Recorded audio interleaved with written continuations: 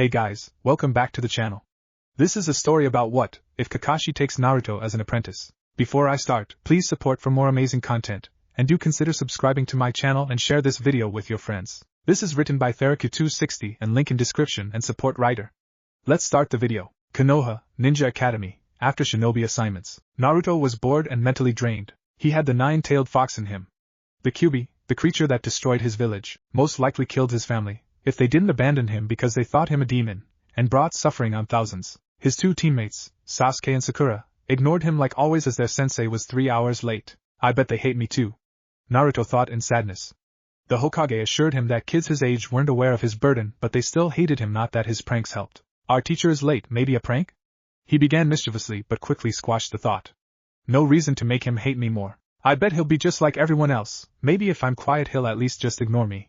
I can't take those eyes. What the blonde Jinchuriki didn't know was that simple twist in thoughts would alter the course of his shinobi career forever. Kakashi Hatake slowly approached the door to the classroom holding the boy he abandoned as a baby. Sure, he was just a kid at the time, but not a day goes by that Kakashi doesn't think, what if I took care of him? Would last night have happened, or would he even be a genin now, instead of a chunin or jonin? Would he still secretly fear the villagers? The Hokage had filled Kakashi in on Naruto's mental state, and how the elders were worried that if something didn't change the Jinchuriki would finally snap. They reasoned assigning him to a jonin that didn't hate him would help, but putting him with him, Kakashi? It must be some sort of punishment. Kakashi could never hate Naruto, but he also couldn't bear to look at the blonde as it reminded him too much of Minato-sensei, and teaching him would be just too much, especially as Kakashi was likely to get him killed.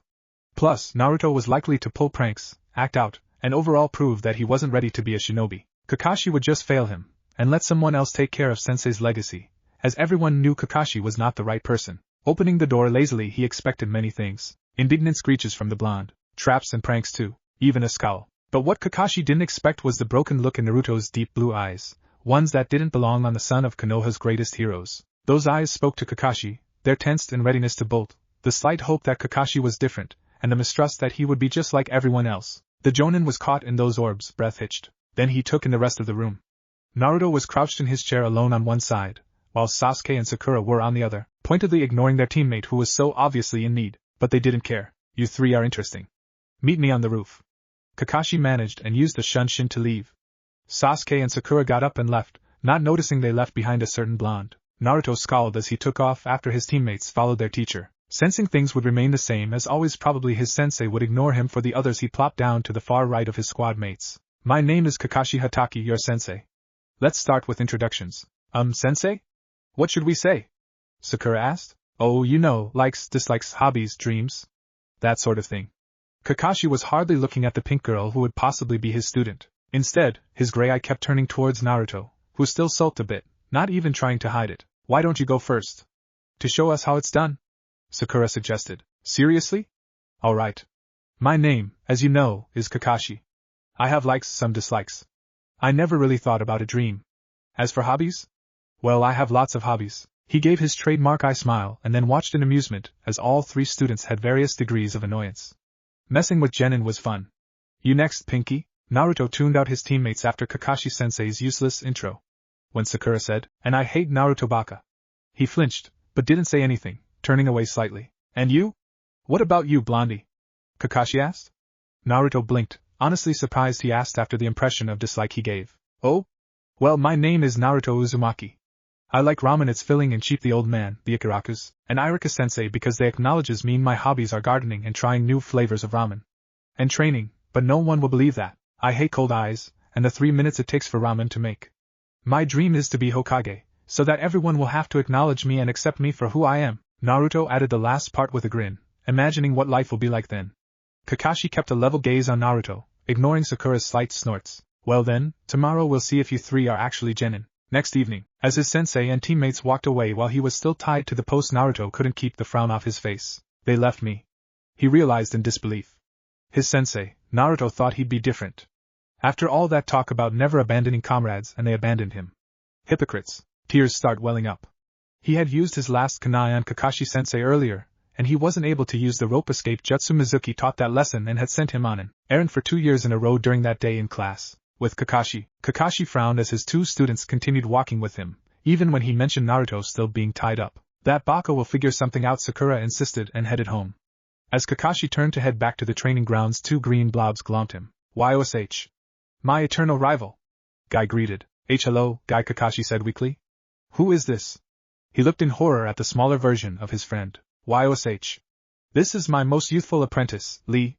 He has become like me in every way, almost like a mini-me." "Mini-me? Yes." Others treated him like nothing as he was the dead last year. "But under my tutelage he's grown to become one of the best genin in our most youthful village," Guy boasted. "Oh? Well, I just passed my own team," Kakashi said, not realizing he wanted to boast about his team, even if it was pointless with how dysfunctional they were. "Yosh. Your flames of youth shine brightly. Perhaps one will take after you as well. Come, Lee, let us run around Konoha 500 times to stroke our youth." "Yes, Guy-sensei." "Lee, Guy-sensei, Lee, Guy-sensei." Kakashi left as they started running towards each other, not wanting to see whatever it is they were starting. Someone to take after me? Well, if Guy can do it, so can I. But who, Sasuke? He scowled, remembering that though a genius, the boy abandoned his comrade. And Naruto's eyes, Naruto. In haste, Kakashi went towards his final student, intent on rescuing him. Back with Naruto, minutes later. "Naruto?"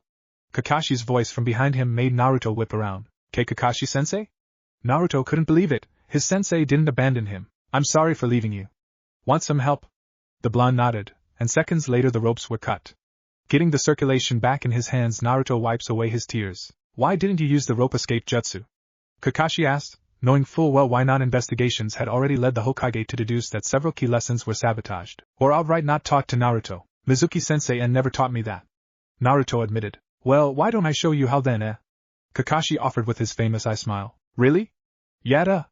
Naruto screamed happily and Kakashi winced. He'd have to work on his sensei's legacy's volume and attire. If Guy could take that Lee kid and get him into the monstrosity, then Kakashi could certainly change Naruto's tastes. Wait, Naruto was malleable. He was technically supposed to be Kakashi's little brother figure. And to be honest, Kakashi had always wanted to pass on his coolness, as Guy called it, to the next generation. With a hidden grin, Kakashi patted Naruto on the head. "Why don't we go do some shopping first?" When Naruto gave him a puzzled look, Kakashi took it as a yes. Later, Hokage Tower. "Team 7 passes," Kakashi announced proudly. The other Jonin and Sarutobi were shocked at the man's words and several tried to dispel a genjutsu. "Very well, Kakashi. That makes 3 teams that passed. Train them well," Sarutobi ordered. Soon most of the office was empty save the Hokage, Anbu, and Kakashi. "Is something the matter, Kakashi?" "No, I'd just like you to sign this sheet making one Naruto Uzumaki my apprentice until he reaches Jonin. Much like how Minato-sensei did with me." "Very well, though I honestly thought you were planning to do this with Sasuke for his Sharingan. What changed your mind?" Kakashi took a deep breath. "Let's just say I think I'm ready to face my past, and if Guy can make one, so can I." The Cyclops chuckled evilly at the last part, and used a shunshin. Tiger, one of the ANBU on duty, appeared with Sarutobi's signal. "Yes, Hokage-sama? Tenzo, I am going to assign you to keep a watch on your old captain for a while. Just to make sure he hasn't finally snapped." Tenzo gave a grave nod as he too was a bit worried at Kakashi's last comment, and headed out to observe the enigma of a Jonin. At Ikaraku's. "Thanks for the meal." Naruto cheered as Kakashi let him have an all-you-can-eat after a successful trip to the ninja store. His apprentice-to-be it wouldn't be official until Naruto made Chunin dug in, and Kakashi couldn't help but smile from behind his book. "Ne, Kakashi-sensei, what are we learning tomorrow?" Did you say something?" he asked in a bored tone. He had to keep appearances up after all. Next day, Naruto tugged on his new attire a little embarrassed.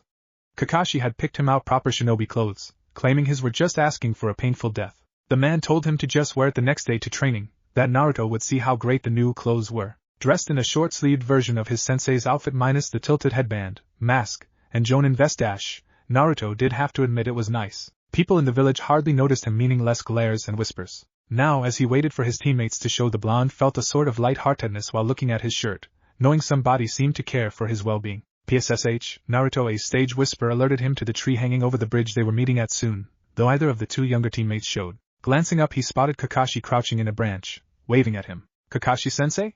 What are you doing in the tree?" Naruto cocked his head curiously. "The silver-haired man," I smiled. "Stopping you from making a grave mistake.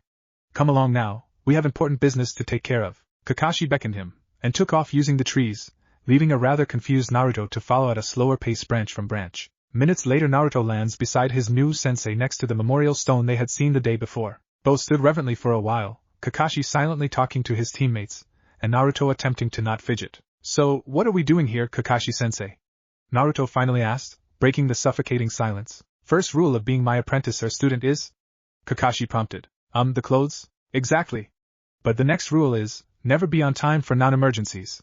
By never showing up on time, you keep your comrades on their toes. 3 hours is usually enough. The older shinobi I smiled again. But if you always show up late, won't they just get used to it, and it won't be a surprise anymore? Naruto pointed out the obvious only to receive a head pat. My cute little student, that's why you mix up how long you're late. Well, that and come up with creative and excellent excuses. He added the last part as an afterthought. Today the excuse is being lost on the road of life. But what do you do while you're lost on the road of life? Sit here? Kakashi snorted. No, contrary to popular belief, I don't spend the entire time at the stone. No, I am going to use this time to privately tutor you. What? I already left school. Naruto whined a bit. Kakashi gave him a deadpan look. Naruto, how do we use ninjutsu? Katra. Kakashi face-palmed. It's chakra, Naruto. Chakra, please remember it. This is what I'm talking about. I can't have you so behind.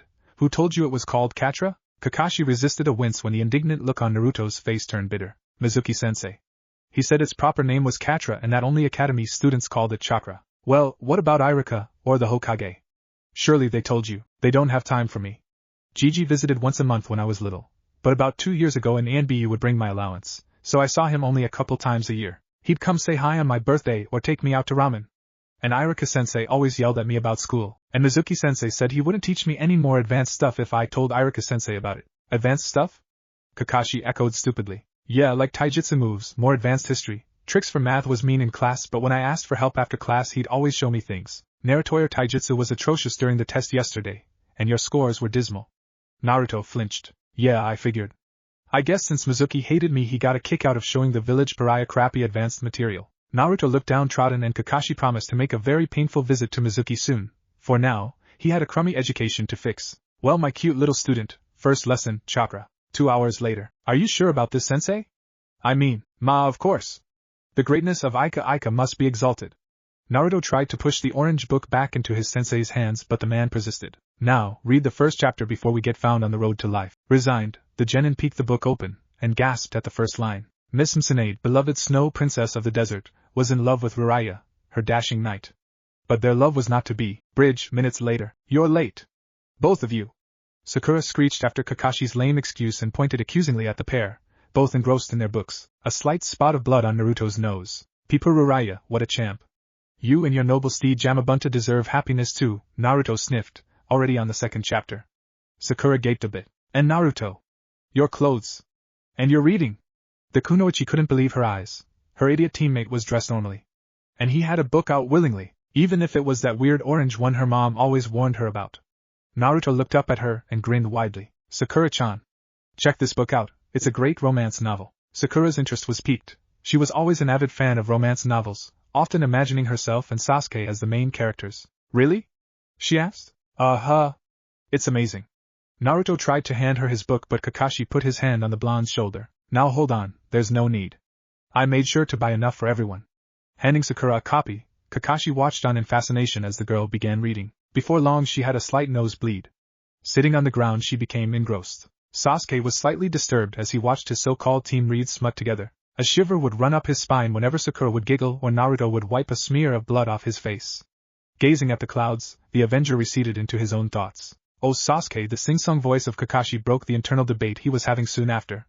I have a copy for you, why not bond with your team, HN? I don't have time to read smut, I'm going off to train. Turning away Sasuke made for a private spot to work on his aim. Sakura noticed him leave and was instantly up running faster than she ever did in the academy. Sasuke-kun!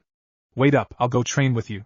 She called after her crush, taking Ika with her. Once the pair left Kakashi's side, his plan for a light team bonding moment failed. Well then, how about we go try to make you passable at shuriken throwing? 2 out of 10 would kill you quicker than walking into IWA, the Jonin mused and then chuckled at his own joke. Eh? Sensei, I don't get it. Naruto tilted his head. Kakashi backtracked fast. Oh? Did you say something? When the predictable huff of annoyance and complaint came, Kakashi knew he'd dodged a kunai. Can't have him guessing his heritage. That would be bad, especially if he's still feeling jolted from the QB. Mission office, next morning. Team 7 requesting their first assignment, Hokage-sama. Kakashi drawled. The Hokage didn't know whether to chuckle or remove Kakashi from his post, for while Naruto now wore something other than orange, him and Sakura Haruno were over halfway through with the first Ika novel. Now, while shinobi could certainly buy the books no matter their age, to read them in the office of their leader during their first mission briefing, even Sasuke, the famed village brooder, was showing signs of being uncomfortable.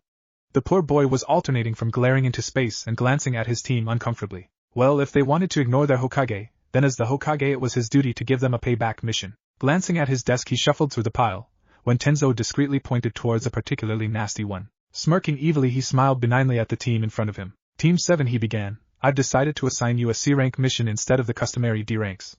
Kakashi gazed suspiciously but the genin were jumping for joy. Yada! A C-rank, a C-rank! Only to receive a slight bonk on the head. Kakashi leaned down and said something that sounded suspiciously like hip and cool shinobi don't say yada, but ma and hn. Your mission, whether you accept it or not. He paused dramatically while the ANBU's chakra signatures buzzed in excitement, is to clean the entirety of the ANBU locker rooms and bathrooms. 3 face faults and a one-eyed death glare answered the Hokage. I'll remember this, Hokage-sama, Kakashi muttered after his genin had left. I'm sure you will, Kakashi. The Hokage chuckled then winced for his ears. Hey, Sakura-chan, after this, want to go get something to eat? A loud voice questioned from the hallway. A deafening crash into the ground ensued moments later. Naruto, like hell I'd go on a date with you. As Sakura-chan, you're scary at times. Kakashi barely made out his future apprentice's reply. When he walks out and sees the poor boy on the ground and the other two almost turning the corner he resists a groan. Instead, he smiles and helps the blonde up. Naruto, sometimes, the female just isn't interested. After she's turned you down more than a couple of times, perhaps it's time to move on. Huh! But I can't just forget her. Naruto huffed. Her hair is so pretty. Kakashi resisted the urge to groan. Of course his student would have a taste for the exotic colors, just like his father.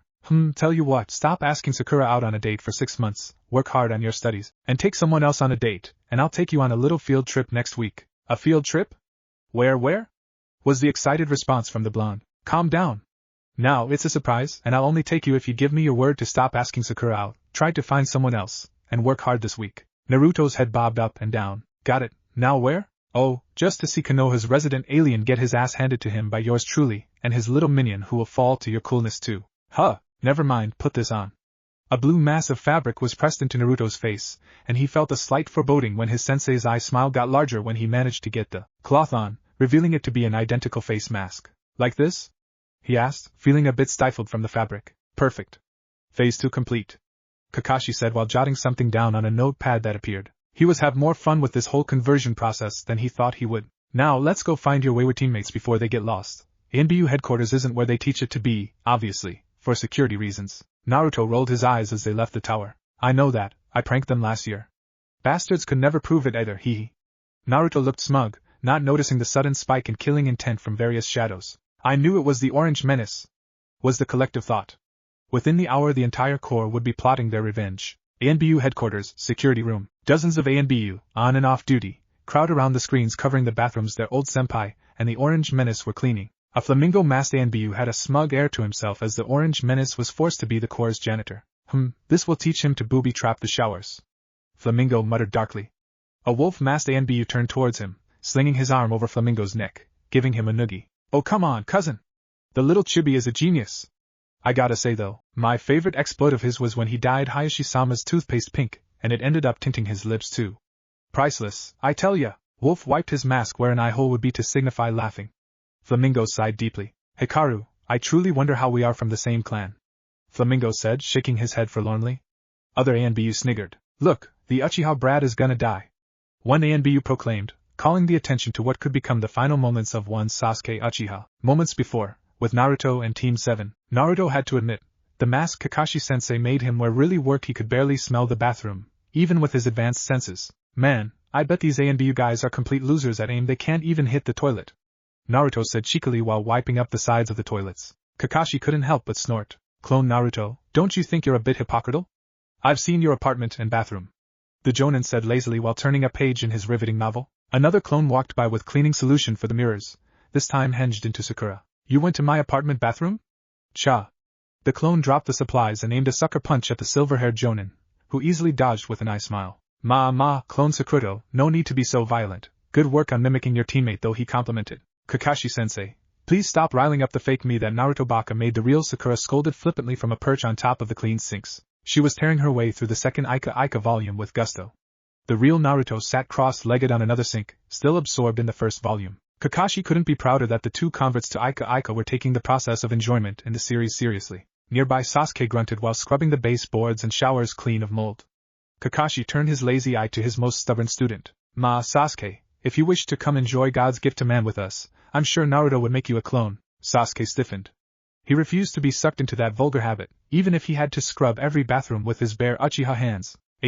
Like I would read that sorry excuse for a story. The Uchiha defended. Kakashi gave a long suffering sigh. Naruto, however, remembered that his sensei believed in team bonding. So, without looking up from his book, the Uzumaki went over to his brooding teammate. When he reached the older boy, he brought out an extra copy of Ika that Kakashi-sensei had given him for converting others. Sticking it out gruffly to his rival, Naruto offered an olive branch. "Come on, Sasuke. Read with us.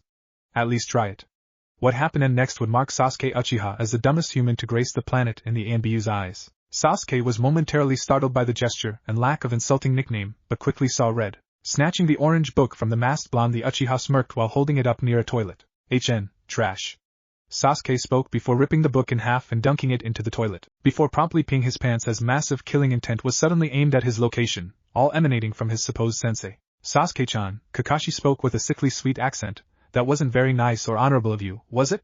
What do you have to say for yourself?" Sasuke gulped as the form of Kakashi Hatake loomed over him. The boy grunted defiantly despite his instincts screaming at him to apologize. Wrong answer," was Kakashi's curt reply as his knuckles cracked louder than a clap of thunder. Naruto and Sakura glanced at Sasuke in a mixture of pity, concern, and anger. Naruto himself couldn't believe his old classmate was that stupid, while Sakura found she couldn't defend him. She herself was rooted firmly in place by the dark aura from their sensei, and her voice died in her throat. "Sorry, Sasuke-kun, you're on your own. But you're an Uchiha, you'll be totally fine, right? Next day, training ground 7 for M. Faster, Sasuke-chan. If you can't recite these passages by memory by the time the sun rises, I'll be forced to ask Naruto for some clones so you can role-play the parts." Teaching manuals do always stress the importance of learning by doing, after all. A perky Kakashi perched upside down on a branch above the black-haired genin's head, who was currently wishing Itachi had murdered him all those years ago. Taking a deep breath, he tried reading the script once again. Jiraiya stood atop his noble steed Toad, Jamabunta, sword in hand. Tsunade sighed happily as her noble knight whispered promises of tea-taking her flower Aya and cupping her beautiful sea cups of pleasure, as she promised her knight to tea-take his master sword in her whole of "I can't do it." Sasuke Uchiha, emo incarnate, wailed to the sky. Kakashi hummed above him. "Well, I could let you stop reading it out loud in attempts to memorize it." Sasuke whipped his bloodshot, sleep-deprived eyes to meet his sadist of a sensei. "What is it?" "I'll do anything." Anything? Excellent." Giggling darkly at his student, Kakashi realized that having genin were worth it, if only for moments like these. Meanwhile, Tenzo took copious notes from a safe distance away. "Senpai, what caused you to go off the deep end?" Team 7's meeting spot, 3 hours after designated meeting time. Naruto landed a tad awkwardly as he was in the final chapter of Volume 1 finally. Kakashi-sensei had spent the last 3 hours drilling taijutsu stances while a single clone read the history book he was supposed to have read his second year. Now though, with a mask to cover the nosebleed, Naruto was enjoying Jiraiya's heroic rescue of the princess. Barely glancing up, he intended to give a passing hello when his eyes caught it. Sasuke. His horrible teammate reading Ika willingly. Sorry we're late, but you see Naruto was kidnapped by a flamboyant Hyuga who wanted to pull a prank with him, and I had to track them down." Kakashi's lazy drawl stopped any questions. Sakura's eye twitched. "Yeah right. All Hyugas are the picture of stuffiness. It's not nice to stereotype or imply that I would ever lie to my cute little genin." The pink-haired genin held up a fist threateningly, and the Cyclops' sweat dropped at how violent she really was.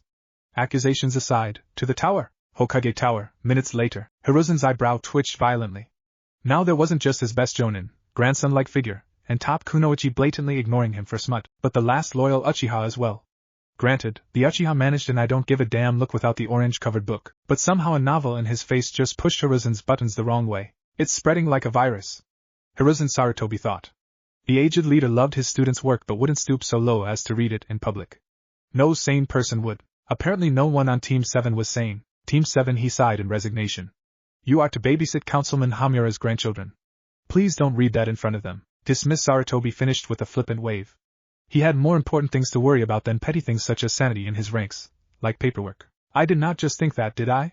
The Hokage realized in horror. 1 week later, after training, Naruto walked alongside his sensei towards a secluded training ground, curious about this alien he kept hearing about. His muscles burned from running up a tree all day. Team 7 had begun basic formation drills and a chakra control exercise after Sasuke finally began on his journey of Ika. Naruto still had extra instruction though, but his sensei had informed him that now that team bonding could happen, instruction could commence. YOSH. My eternal rival. The most horrifying noise ever to assault Naruto's ears shouted.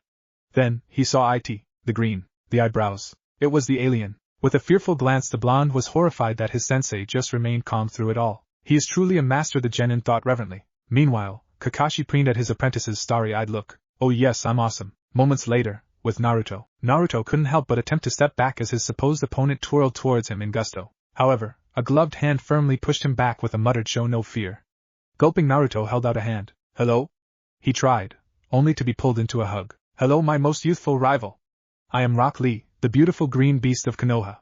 Lee shouted in greeting and spun around, carrying a nauseous Naruto along for the ride. Naruto repressed the urge to vomit as he felt lights flashing and a camera clicking. When the world stopped spinning, he glared at his sensei, who was happily taking photos and ignoring the green monstrosity. Sensei, he began with an evil smile as an idea struck, don't you think that taking pictures is very youthful? Kakashi turned white and pocketed the camera away with a narrowed eye. How clever, Naruto-chan. I hope you kept more than my wit, as Lee is a taijutsu specialist. Not to mention he has over a year in the field, nay? Kakashi retorted to the, in his opinion, at least little devil child. My rival. As it is our first battle, I will let you pick the challenge. Our youth will burn through our opposition to each other, Lee said with gusto. Naruto's sweat dropped before remembering the wise teachings of his sensei. Flashback, walk over. Naruto raised an eyebrow at his sensei's words. You and Gai Sensei didn't actually fight? He asked, head tilted in confusion. Of course we do. Well, we do in the sense that it is two shinobi trying to complete opposing tasks or do a task quicker than the other. It's more that Guy really doesn't care whether if I challenge him to rock paper scissors or a no-holds spar. Kakashi replied airily, a lazy eye smile present. So don't fight this Lee guy in ninja stuff? Naruto asked with squinted eyes. Exactly, my cute little apprentice. I couldn't be prouder. As Naruto continued the walk with lazy purpose, of course he couldn't help but be confused. What's all this talk about apprentices? Back to the present. Naruto resisted the urge to cover his ears as a loud belting laugh drew him from his thoughts. Kakashi, my rival. What a most youthful choice for a battle between men. A rock-paper-scissors battle of the ages. Youth against hip. Mano vs. Mano. Guy gave another thumbs up. Kakashi sighed, much to Naruto's awe. Even his sighs are cool. The masked blonde thought. Lee was more vocal in his admiration. Guy-sensei. Your youth has no limits. Guy-sensei. Guy whipped around, tears in his eyes. Lee, your youth burns bright and strong. Oh, Lee. Guy-sensei. Lee said with tears streaming down his face. Lee. Might Guy embraced Lee in bone-crushing hug. Guy-sensei. Lee embraced back. Oh, Lee.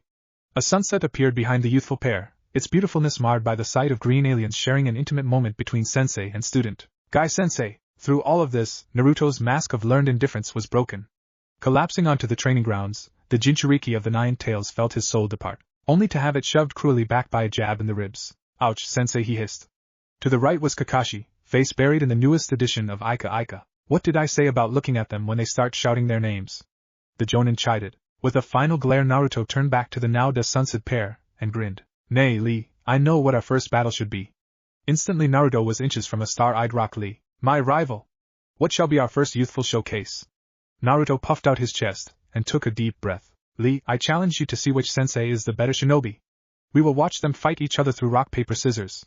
He finished. Guy and Lee were twirling in excitement, while Kakashi, that little brat. I never had anyone to fight my battles for me, the sneak.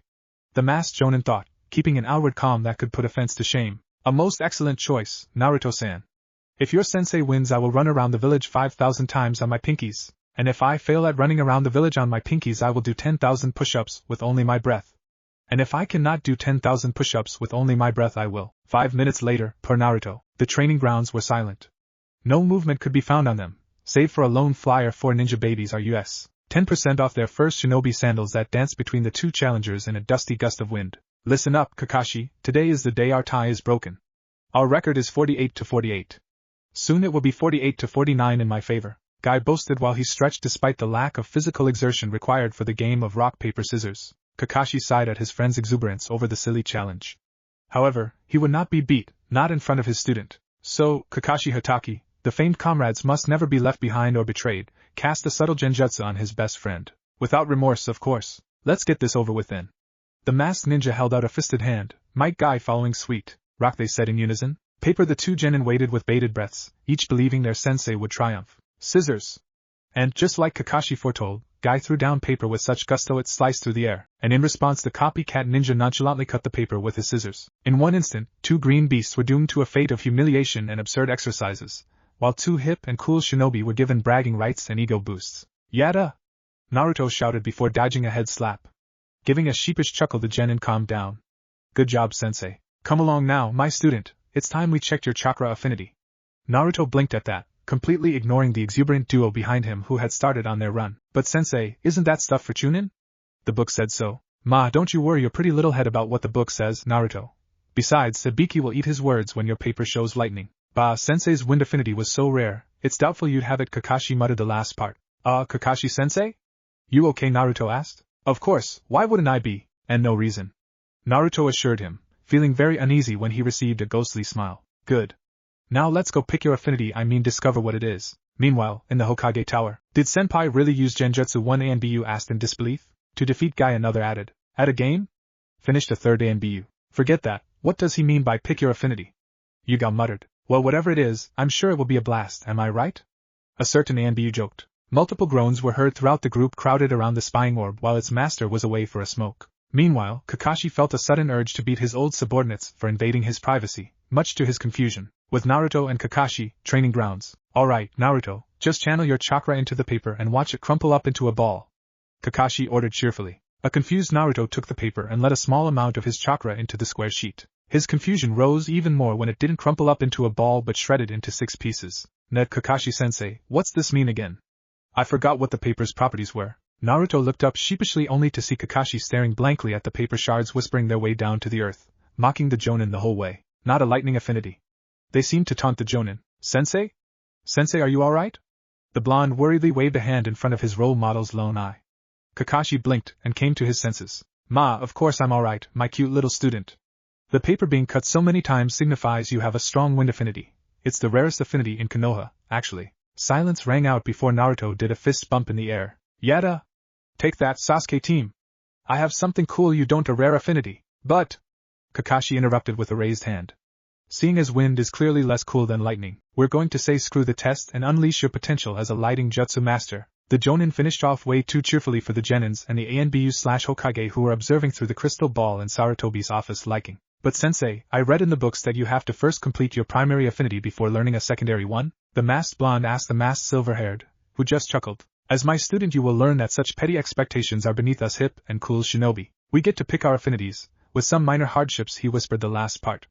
Now, hold on tight, Kakashi said before slugging a protesting Naruto over his shoulder. In a burst of speed they were off to God only knows where. Hokage Tower, minutes later. Hiruzen Sarutobi had never witnessed such insane affinity pride as he had just seen in one Kakashi Hatake. For one who knew jutsu from every element, the former ANBU captain was rather keen to force an incompatible elemental affinity into an untrained genin. This was not what I was expecting to see when I came in to find 20 of my best and brightest crowded around my orb.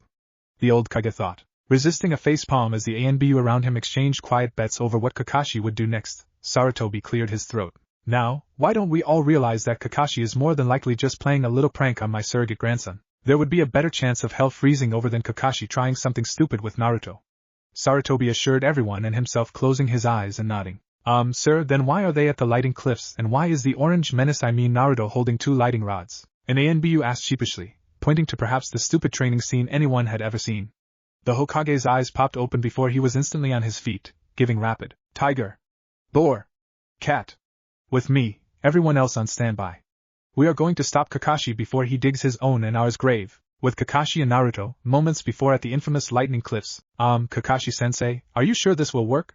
Naruto asked, squinted eyes holding suspicion as he looked from the lightning rods, one in each hand, and the cliff above teeming with endless crackles of lightning. Naruto, have some faith in your favorite sensei, any? But Iruka-sensei is my favorite. Naruto retorted, defending the man who saved him from Mizuki and always gave him ramen. Never noticing how Kakashi's lone eye darkened, the genin was unaware of how complicated he just made his so-called favorite sensei's life. So you want to play it that way, Iruka? Well, perhaps it's time Kakashi here shows who is top dog. Kakashi thought darkly. With Iruka, dedicated academy teacher Iruka Umino had just spent his day in the most rewarding way possible grading papers. Yes, the young scarred shinobi in question was not one to bemoan paperwork but embrace it. His whole class being on a field trip to the Konoha berry fields left Iruka the alone time he needed to be productive, until an unbridled feeling of joy filled his core. Perhaps one of my former students are thanking me for all I taught them, the academy Chunin thought while sipping on tea. Lido drop it on all the freshly graded papers as pure terror ripped through him. Who the hell did I piss off to be able to send me KI so far away?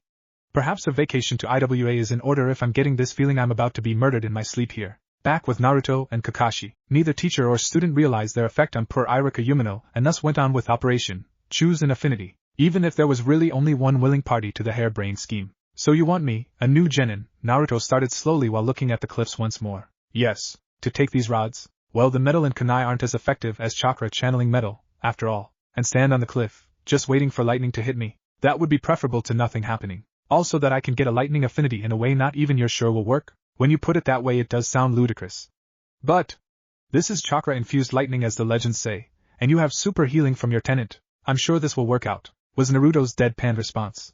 He may be a knuckle-headed shinobi, but he wasn't suicidal. If this works I'll teach you my signature lighting jutsu. Naruto gave a still half-suspicious squint. That will beat Sasuke's fire jutsu, Kakashi added into his offer, carrot dangling so tempting in front of the young genin. See you at the top, sensei. Naruto shouted and used his newly acquired tree walking to race up the steep, awe-inspiring cliff. After all, Naruto was a pre-teenage boy, and a genin, also known as the perfect combination to be easily bribed into doing Kakashi's bidding. With a chuckle at his apprentice's future apprentice, he had to remind himself antics. The copycat ninja pulled out his favorite little orange book to pass the time before Naruto rewrote what was possible. 5 minutes later, the now battle-ready Hokage and 3 slightly panting ANBU arrive in time to see the completely insane Naruto Uzumaki, the only person holding back their worst nightmare, proudly lift dual chakra poles at an incoming bolt. No! Naruto! Sarutobi shouted over the crackle as his surrogate grandson shouted. Yaota, with all the force they could muster, the new arrivals ran up the rocky side, not paying attention to the fact that Kakashi Hatake was doing the same exact thing, worry having won out at the last instant. In the seal, Kurama, the most dangerous and awesome in his humble opinion of the tailed beast, had been having a wonderful dream that involved him eating Madara and banning ramen for all eternity. Had been was the key phrase as more voltage shot through his seal, leaving his hair sticking everywhere than the time Azura and Indra separated the island of waves using their new toy, the legendary thunderbolt Kurama's father had crafted for them. Kurama had been sleeping peacefully in a cave for the week when those insufferable brats had accidentally sent a spare blast into his temporary lair. Kurama had never liked those humans. Now though, the ancient being would have preferred such a shock compared to being woken up for the first time in almost a decade by his new container's stupidity. I swear, Shikaka has it easy being sealed in those jars. Kurama thought grumpily as he glanced through the brat's memories, which only caused him to face paw. Trying to gain a lighting affinity? What kind of baka thinks this is the way to do it? He thought, this time in utter disbelief. However, checking out the seal for weaknesses and feeling his container's chakra. You have got to be shitting me. The blast not only made his seal stronger but this? I'm going back to sleep. Muttering about the unfairness of the world, Kurama the nine-tailed fox rolled over in an attempt to find another comfortable sleeping position. Back outside the seal, Naruto groaned as he tried to sit up, but felt his Gigi's hand pushing him down. It's okay Naruto, you're alive amazingly, so just rest. Sarutobi ordered kindly. Naruto's clothes were intact. Kakashi had only bought him the same clothes he used to wear, which were built for lighting users, and the burns were healing up. Naruto nodded along. Kakashi arrived with an eye smile, ignoring the glares of the Hokage and the ANBU, even if theirs were hidden. Walking confidently up to his student, Kakashi put a piece of chakra paper in his twitching hands, not commenting on the singed hair that had specks of white. Let's try this again, he ordered. Kakashi, you're lucky he's alive. Senpai, that's not how this works, you know. The ANBU protested. They were silenced though by Naruto's paper crumbling up into a tight ball. Kakashi didn't comment but patted his student on the head and carried him off, telling the boy that Ikarakus was in his future for a job well done. The ANBU and Hokage were sharing slack-jawed looks. Bor moved to comment but felt Tenzo's hand on his shoulder, signifying to shut up. I'm too old for this shit, Sarutobi muttered finally, and started walking home, pipe in hand. And finally, with our lovable one-eyed warhawk, well, at least we know the weapon is seemingly unbreakable, Danzo said after a long pause when he received the report. Ichiraku's ramen bar, 40 minutes after operation. Choose your affinity. When Tuchi Ichiraku welcomed his favorite customers arrive, the aged ramen chef repressed his shock. Kakashi Hatake, a boy he's seen go from stoic to heartbroken to eccentric currently, was giving this guy the middle finger while muttering something about the universe sucking it as his apprentice gained lighting superpowers. Next to him was Naruto in the rather fashionable getup he had taken to wearing since he became a genin, though Tuchi was sure lighting sparks and the white specks in his sunny blonde hair was new. Dutifully ignoring the fact that every bowl disappeared behind the masks, the ramen stand owner did what he always did and kept the bowls coming. After all, no matter the strangeness of the scene, Naruto alone would fund the way to his retirement, and one doesn't simply annoy their beachfront mansion fund. Tuchi Gigi, Naruto called after 30 minutes and 20 bowls meeting their maker in the Jinchuriki's stomach. Kakashi-sensei is paying, so can I have 5 bowls to go please? Meanwhile Kakashi Hatake felt his life-saving draining into his apprentice-to-be's stomach and mentally cried as each reel was handed over to a cackling ramen stand owner. I need to go lay down. Naruto, normal time tomorrow, okay? The copy nin asked absently and disappeared in a swirl of leaves. bemoaning his choice to treat the legendary ramen vacuum to dinner. Next time I'll just get Tenzo to pay. The man is rather gullible after all. Kakashi chuckled darkly at his inner thoughts once he reached the safety of his apartment. Meanwhile, Naruto started his toddle home with a bag of ramen and enlarged stomach. Waving to the gleeful ramen stand owner and the genin never noticed the 4 ANBU surrounding him until he bumped into one. "Hey Flamingo team," he said automatically at the sight of his arch nemesis in the core, Flamingo. The two had been at odds since his childhood when he had accidentally dumped orange sticky paint on the man on his first day in ANBU, also known as Survive the Orange Terror. Day in the core, not that Naruto was aware. "Bane of my existence," Flamingo bit out just as instinctively, and the group fell into an awkward silence. The small crowd of ANBU started gathering attention, so the agent cleared his throat. "Hokage-sama has ordered a full medical evaluation following your defiance of all that is good and natural this afternoon. Please come quietly." Unlike last time went unsaid, normal genin, heck normal shinobi, would tremble at the sight of 4 ANBU in a diamond formation around them, especially as one was holding a net. Even there was a slight tremble in his hands. "Oh yeah? Just try it. You couldn't even catch me in the academy. I ain't going to get a shot again." Naruto, based on his bold proclamation, was not an ordinary shinobi. All the ANBU save for Flamingo flinched in remembrance last time Naruto was required to go to the hospital. Despite outward appearances, Konoha had a vested interest in its Jinchuriki being somewhat healthy. As such, yearly checkups and vaccines for various diseases and poisons build up the resistance young. As Danzo proposed when asked why a 6-year-old Naruto was given 60 times the lethal dose for Nightshade, were required. For the first few years, it was child's play to drag the screaming child to his 2-day stint where he would receive a checkup, shots, and a seal evaluation. Of course he was unconscious for this part. The plan was to make Konoha's Jinchuriki able to survive longer when assassination attempts inevitably happened. However, over the years it got increasingly difficult to impart the gift of immunity to the brat. Last year it turned into a 10-day-long evasion course by the child who ended up being captured by Irika Umino and 17 ANBU who needed 15 times the lethal dose of sedatives to take him down for an hour. The night the Blonde Terror was captured had been filled with cheers and alcohol at ANBU HQ. Now though, Flamingo wasn't sure his squad could beat the Orange Menace who could spam the use of shadow clones and tree walking with terrifying ease. No longer did they have that advantage over the brat, much to the ANBU's ire. Hokage-sama insisted on giving Naruto the chance to be mature and head in willingly, hence the wait for Kakashi Baka, Flamingo's personal nickname for his old rival captain, to leave, and a food coma induced Naruto to head out. Too bad for the idealistic Hokage, but Kakashi Hatake was notorious for vehemently hating all things medical, and had instructed his pupil on the art of evading the white coat Thames. "Catch me if you can." The genin screamed as he switched with a random stranger using a kawarimi before a net could be placed. Flamingo's eye twitched while he began giving orders even as 500 banes of his existence covered the streets. "All units, after the menace. Do not let him reach the forest. I repeat, do not let him reach the forest." The irate and hysterical captain barked into his headset. Sure, cousin." The one voice Flamingo didn't want to hear crackled over the radio waves. The Hyuga ANB ripped his headset out and glared at his subordinates. "Somebody, anybody, get me Irika Umino.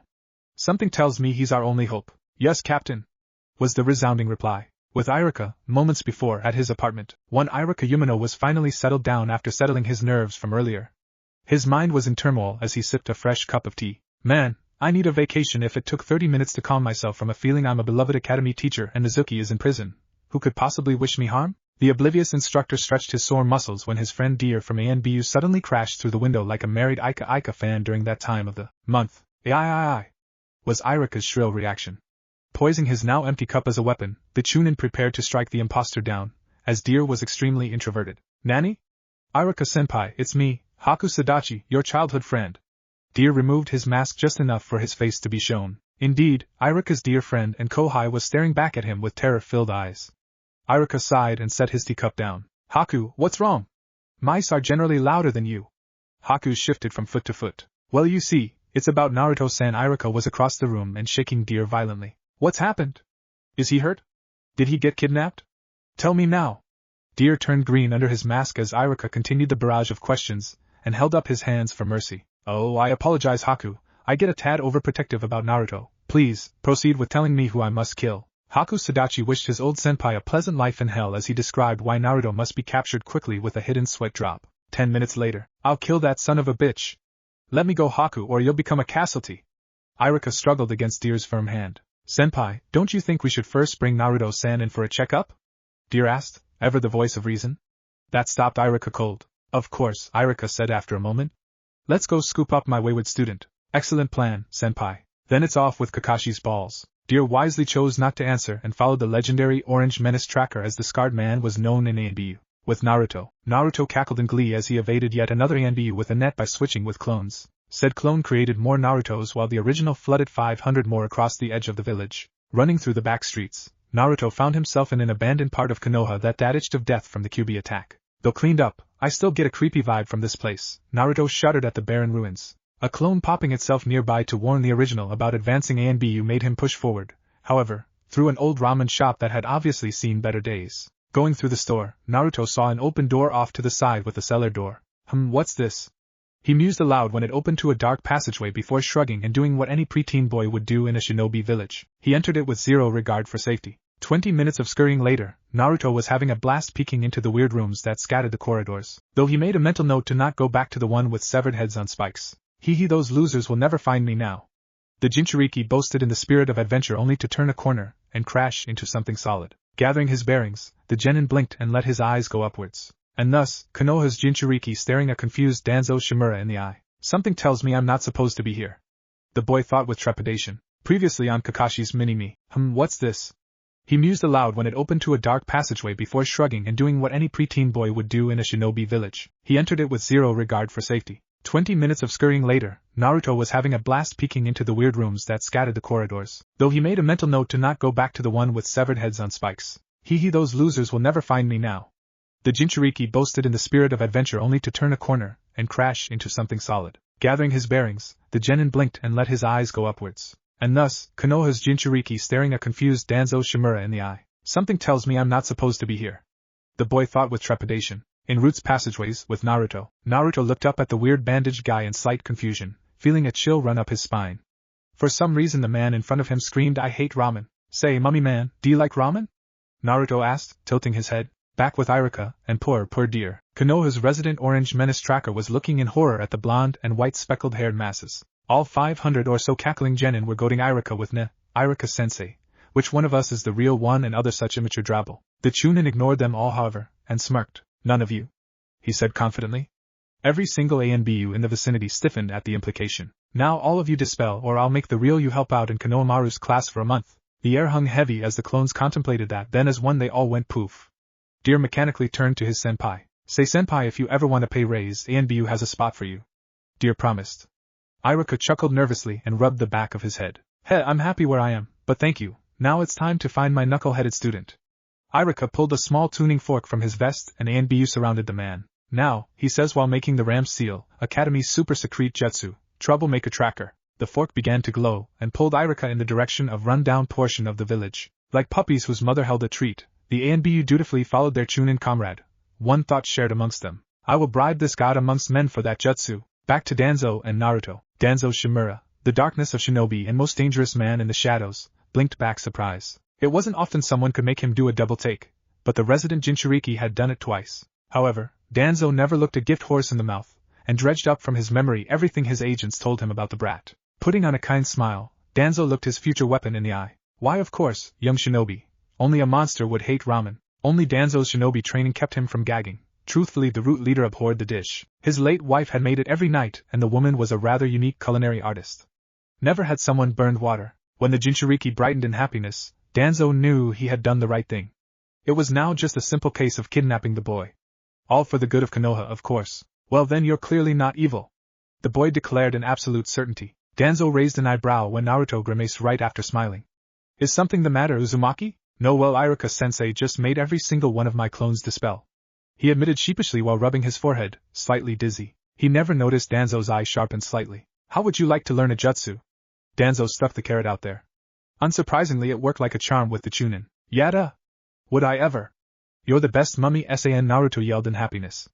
To Danzo's horror, there seemed to be stars in the boy's eyes. "Funny, I wasn't aware he could cast genjutsu. Wait, why can't Shursui's eye expel it?" The root leader was highly disturbed, but took control of the situation quickly. "First off, you must follow some rules." "Anything," Naruto promised while he followed Danzo through the halls. "Rule number 1. You will only address me as Danzo-sama while I am instructing you." "Right, Danzo-sama." "Second, you will listen to everything I say, when I say it." The blonde had pulled out the Ika novel he had been reading, ignoring the slight sparks that came off the pages due to the ordeal it had went through. Growing a twitch from the clear disrespect, Danzo snatched the book away. Our first order of business is to rid you of your bad habits, particularly the ones that failure of a Hataki has instilled upon you. With a harsh glare, Danzo snapped his fingers and the offending book burst into flames. And that's when the halls filled with a torrent of red chakra. Naruto's eyes were shadowed by his bangs, but the cloak spoke of his feelings perfectly. You mock my sensei, and then you dare to burn the first gift anyone has given me in person. I'll kill you. By the end, Naruto's voice had become demonic, and he rushed Danzo's still form with outstretched, clawed hands. With surprising speed augmented by Kyuubi's chakra and accuracy from Kakashi's training, Naruto aimed at the throat. Danzo dodged backwards with great limberness not befitting his years and made a single hand sign. You will cease this immediately. The War Hawk commanded. Tree branches that oozed Hashirama cells ensnared the berserk Jinchuriki, and multiple root agents created a semi-circle around the blonde. One walked up and knocked the boy out with the blunt end of a kunai. Please tell me our chakra barriers are still up, Danzo said. The one with the kunai nodded. Of course, Danzo-sama. Excellent.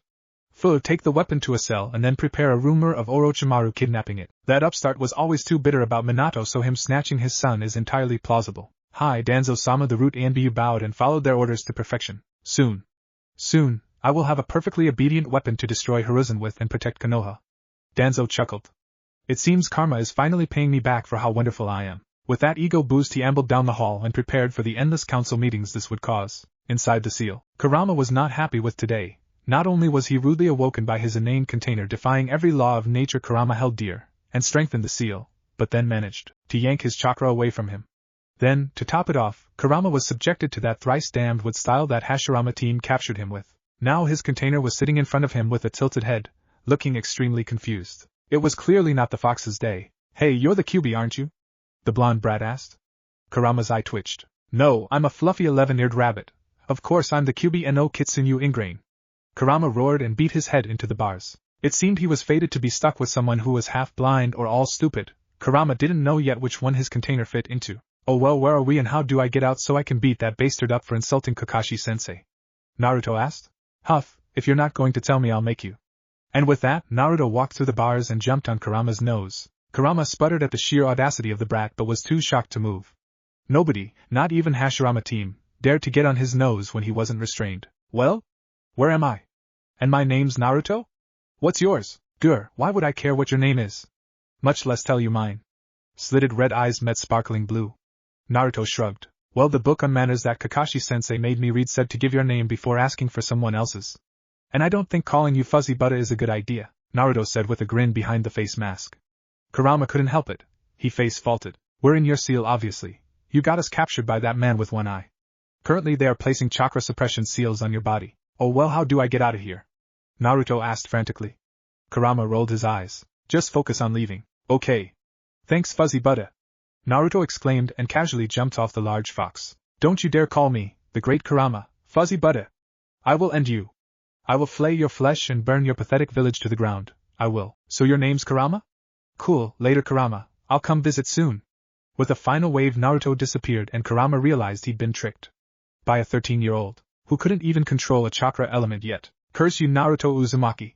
Here the fox paused before adding, and you too, Minato. Naruto sniggered when he woke up in the damp cell alone. Glad Kakashi-sensei's lessons on pissing your opponent off into doing what you want paid off. He couldn't wait to tell his sensei about it over ramen. But first, how to get out of here. The room was full of chakra-suppressing seals, as was he, according to Kurama, and he was wrapped in a straitjacket. Too bad, suckers, but Kakashi-sensei taught us all how to get out of such petty restraints. Naruto remembered that day rather fondly, as it was the first time Sasuke lost in a fair contest with him. Flashback. Several days before in the forest, I just spread some bear hormones on all of you. I'd say you have an hour tops before a lonely bear comes looking for love. You have until then to escape, Kakashi remarked viciously, and used a shunshin to leave. Sakura turned to her teammates. Naruto, Sasuke-kun, we have to get out of here. Stiff nods from the males were her answer. How though? Kakashi took away our chakra and weapons and we're in shinobi-grade straitjackets, Sasuke pointed out. The three struggled uselessly for an hour before a bear lumbered by. He sniffed the air, and hearts formed. Turning to the source of such a sexy scent, the bear roared and began walking like a stud straight towards Sasuke. Hey there, Miss Sexy. I'm the best grizzly out here. Why not join me in my cave? The bear asked, not that any of the genin could understand, and then gave the broody genin a slobbery kiss. Naruto, motivated to not be noticed, and making his move while Sasuke was paralyzed, he discovered the secrets to the bonds. Like a good teammate, he freed Sakura and Sasuke, and like a hip and cool shinobi he took Blackmail pictures first. Back to the present. Naruto smirked at the beautiful memory and applied the skills that no jonin instructor would teach their genin. Well, most jonin didn't know how to escape this trap themselves. Within 5 minutes Naruto was free and tried to door, and sweat dropped when he discovered it wasn't locked. Do people really underestimate me this much? He pouted while ignoring the fact it was his stupidity that got him in the current mess to begin with. With the infiltration skills Kakashi drilled into him, Naruto began navigating the dank tunnels in hopes of getting back to the surface. Okay, escape Psycho Mummy Man, find Kakashi-sensei, avoid the ANBU-tems who want to stick needles in me, and then kick Psycho Mummy's tail for making fun of Kakashi-sensei. Naruto thought while running. Entrance to Route. Irika, a dozen ANBU, and Hiruzen who had joined for the field demonstration of Irika's fascinating jutsu stared at the corridors underneath an abandoned ramen shop. Flamingo activated his Byakugan on instinct and gasped. Hokage-sama, my Byakugan is blocked from seeing down here. The ANBU reported. Hiruzen went into Hokage mode in an instant, recognizing the structure as one of Danzo's old root bases. We are going down into a very foolish yet powerful man's base of operation. One I thought was at least under my control. Follow me and prepare to fight to protect Naruto-kun. Irika stay. A cloud of dust was left where Irika stood only moments ago as the man charged with abandon into the underground tunnels. Here. Hiruzen finished in annoyance. With a sigh he had ANBU follow them as he summoned a bow's staff in preparation. Despite the fact Danzo deserved every last drop of Irika's ire, Hiruzen sent a quick prayer for the old fool. With Irika, minutes later, Irika ran like the kunoichi of hell were on him, knowing Naruto was nearby judging by the way the tuning fork was vibrating. Turning a sharp corner he found his wayward student who looked rather lost. Naruto! He exclaimed and engulfed the genin in a bone-crushing hug. Irika-sensei, what are you doing here? How'd you even find me? Naruto asked through gasps of air. Irika discreetly hid his device into his flak jacket and began berating the boy. You idiot! What were you thinking, running from NBU, hiding in a bunker? And not to mention, letting yourself get struck by lightning. Naruto gulped. Well, you see, sensei, no, we're going to the hospital right now for a full checkup. Kakashi better have a good explanation for this. Irika started dragging Naruto by the ear. All the NBU were slack-jawed and deer whistled when the duo passed. No! I refuse! First that mummy man Danzo tries to lock me up, and now you want to take me to that horror house. The blonde dug his heels in and glared at his teacher in defiance. He hated those checkups. They gave him shots, made him feel like he was going to die, and he could never remember half of the visit. Due to this, Naruto Uzumaki was sure of one thing.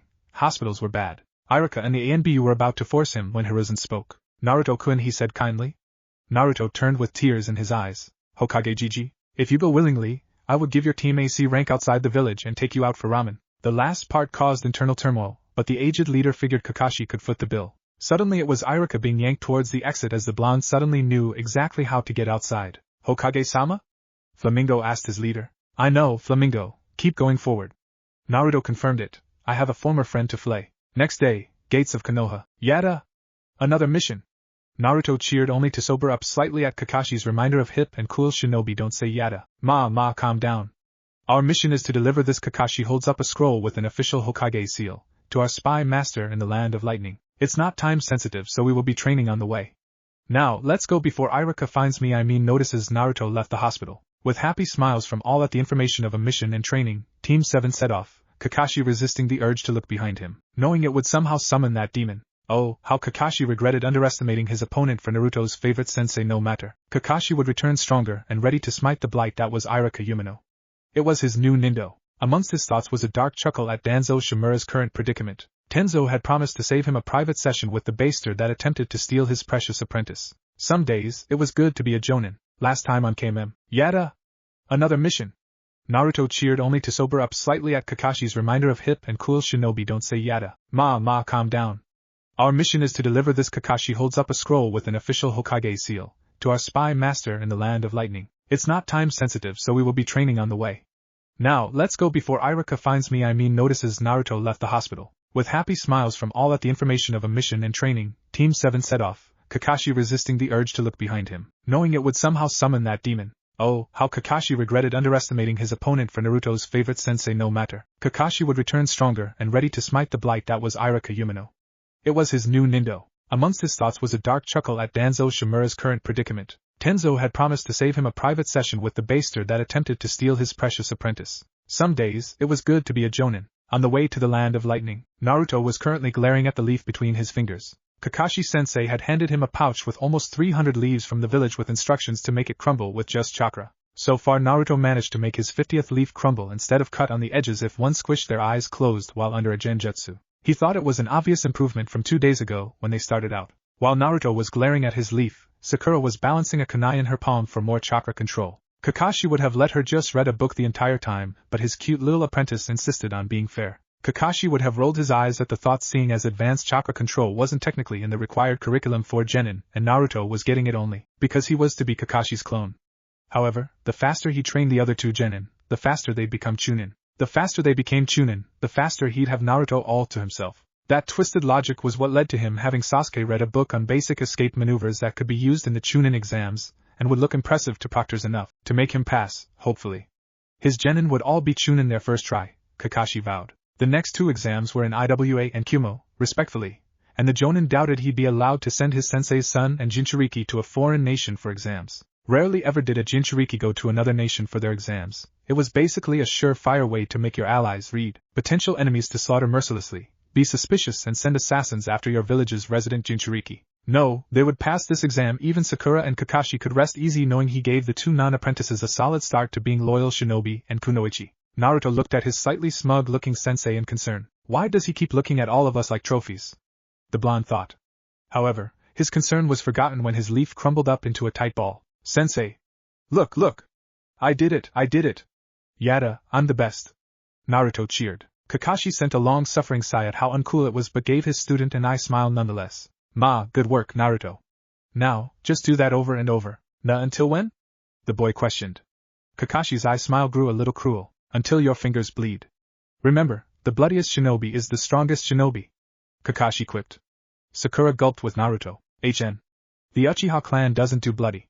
Sasuke scoffed, remembering how his father would always lecture on staying clean while slaughtering the masses, enemy masses, of course. It was tradition. Even Itachi was hardly bloody after killing everyone, an impressive feat Sasuke had to admit. Neither does the Haruno clan. Sakura added. Sakura-chan, there is no Haruno clan, Naruto pointed out, remembering his textbook on the known clans. There is now, Naruto Baka. Sakura replied dangerously.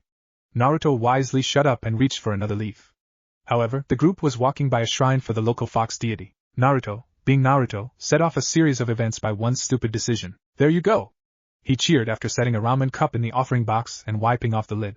The blonde-figured Kurama would appreciate him feeding the fox spirits. As Kakashi rolled his and the group continued their journey, none noticed a pair of fox eyes that peered from the bushes at the boy who smelled of foxes. The next morning, Kakashi knew sleeping in the wild so close to the border with lightning was a terrible idea, so he did the only thing an awesome sensei such as himself could do. He footed the bill for a hotel room, well, 2 rooms. No way was he sharing a sleeping space with 3 genin, sensei's son or not. So, with an eye smile and threats to behave, Kakashi went to his private room and relaxed for the evening, completely expecting the morning to be uneventful. Oh, how wrong he was. When his team met on the road to continue their journey, his precious little apprentice had betrayed him. For a fox, there sitting smugly on his sensei's son's shoulders was a black fox with red eyes. Idly Kakashi noticed Sasuke was nursing his hand and inching away from the creature. Kakashi-sensei. Look, I got a summons. Naruto bragged, twisting the knife of treachery deeper into Kakashi's heart. And oh! Kakashi shouted to the heavens. Why does he never get the dog contract? 3 confused genin and an annoyed fox looked at him, and Kakashi cleared his throat. Naruto. Let's have a little chat. Just the 2 of us, okay? Once they were alone in a nearby forest, Kakashi gave his apprentice to be a hard look. The fox. Explain. Now. Naruto scratched his mask nervously. See, it started like this. Previous night, with Naruto. After his teammates fell asleep, Sakura trying to snuggle with Sasuke, Naruto left the stuffy hotel room for the cool night air. The moon was full and the lush forest around him felt like home. PSSH, kid? A voice called from a bush. Naruto jumped up, scared out of his wits. Ha! What a scaredy kit. Who would have guessed you'd be Kurama-sama's vessel? You know about Kurama? Naruto blurted out to the disembodied voice before realizing his mistake. I mean, who cares about Kurama? Why are you here? He finished lamely. Apparently his Kakashi channeling powers were ineffective at night. The voice seemed to sweat drop. Yeah, sure, kid. Anyways, I watched you put that divine food into our collection box today. Yeah, ramen is divine, Naruto drooled. Wait, you saw that? Of course. The voice boasted. Well, fine, now who are you? I'm Naruto Uzumaki. The voice scoffed, and started circling him. Who, me? I am the darkness of the clan, the best at all things awesome. I'm the one humans fear and foxes envy. I'm the president of the Kurama fan club and most amazing tracker ever. Who am I? Kuro-sama the cool. Out jumped a cat-sized fox who carried a smirk. Naruto blinked, taking in the black fur, white paws, and red eyes, before falling on the ground laughing. Kuro seemed to take offense to that and bit his ear. Shut up, I'll have you know I'm the son of the chief. Sorry. Just why are you here? Heh, glad you asked? I have a proposition for you, Kuro began, back to the present, and then he let me sign the fox contract. I'm like the third summoner ever, is that cool? Even if their initiation test was really difficult. Naruto finished. Kakashi face-palmed at this ludicrous explanation, finding the irony that the Fox clan was as obsessed with ramen as his student not amusing since the boy signed the contract. It wasn't fair, he reasoned. His apprentice should summon dogs, not foxes. Wait, a shinobi could have 2 contracts. And if Naruto ended up favoring the clearly superior dog contract? Well, all the better. Naruto, could you go grab that stick on the other side of the clearing for me? Ma, sure sensei. Naruto chirped in as cool of a voice as he could, walking somewhat lazily away. Kakashi was so proud. Nekuro, he drawled when they were alone. Swiping the fox off his student was child's play. That's Kuro-sama to you, commoner. I could kill you before you could blink. Kuro is fine. Glad we agree. Now, Kuro, please leave. I know you are feeding off of Naruto's chakra. Now be a good summons and poof away. Kakashi said with a vindictive, if hidden, smirk. Kuro sputtered, but a flare of Kakashi's chakra made the creature whimper and disappear with a huff and promises of revenge. Hey, where'd Kuro go? Naruto asked when he returned with a random stick. Kakashi chuckled. Oh, the precious creature had things to do. The one-eyed Jonin lied.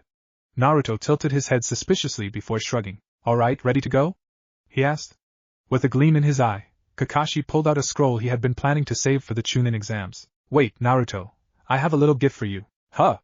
Was his intelligent reply. On the road once more, and that's how Kakashi successfully completed another checkbox on his mini-me plan.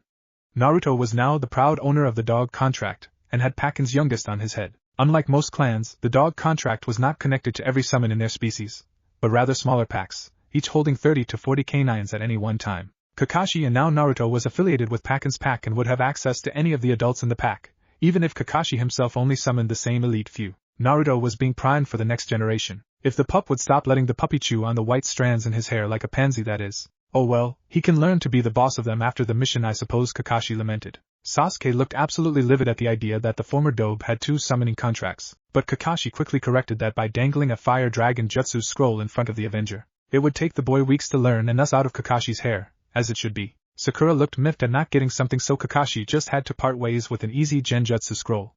It would be enough to get them through the exams, hopefully. Oh, the things he did for the ungrateful brats. Hey! We're here! Naruto shouted, pointing at the hot spring they were supposed to be meeting the spy master at. The blonde was excited and didn't even notice when the puppy puked in his hair from motion sickness. TSK, no need to shout. Now let's get this over with. Sasuke ordered. Ma, why don't you 3 go eat lunch in town, any? I'll go to the meeting and we can leave within an hour. You don't want us there, sensei?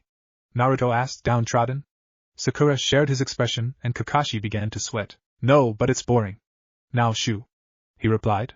How could he tell them that Jiraiya was the spy master, and no doubt would want to meet Naruto? No way in hell, not if Kakashi had something to say about it. The literary genius would probably try to pass on the Toad contract and make the boy his apprentice. Jiraiya wrote genius literature, and Kakashi would hate to have to kill the man. Nobody messed with his apprentice. Nobody. Oh, alright. Let's go, guys. Sakura relented and led her teammates away, Naruto suggesting ramen. Meanwhile, in the seal, Kurama banged his head against his cage's wall in outrage.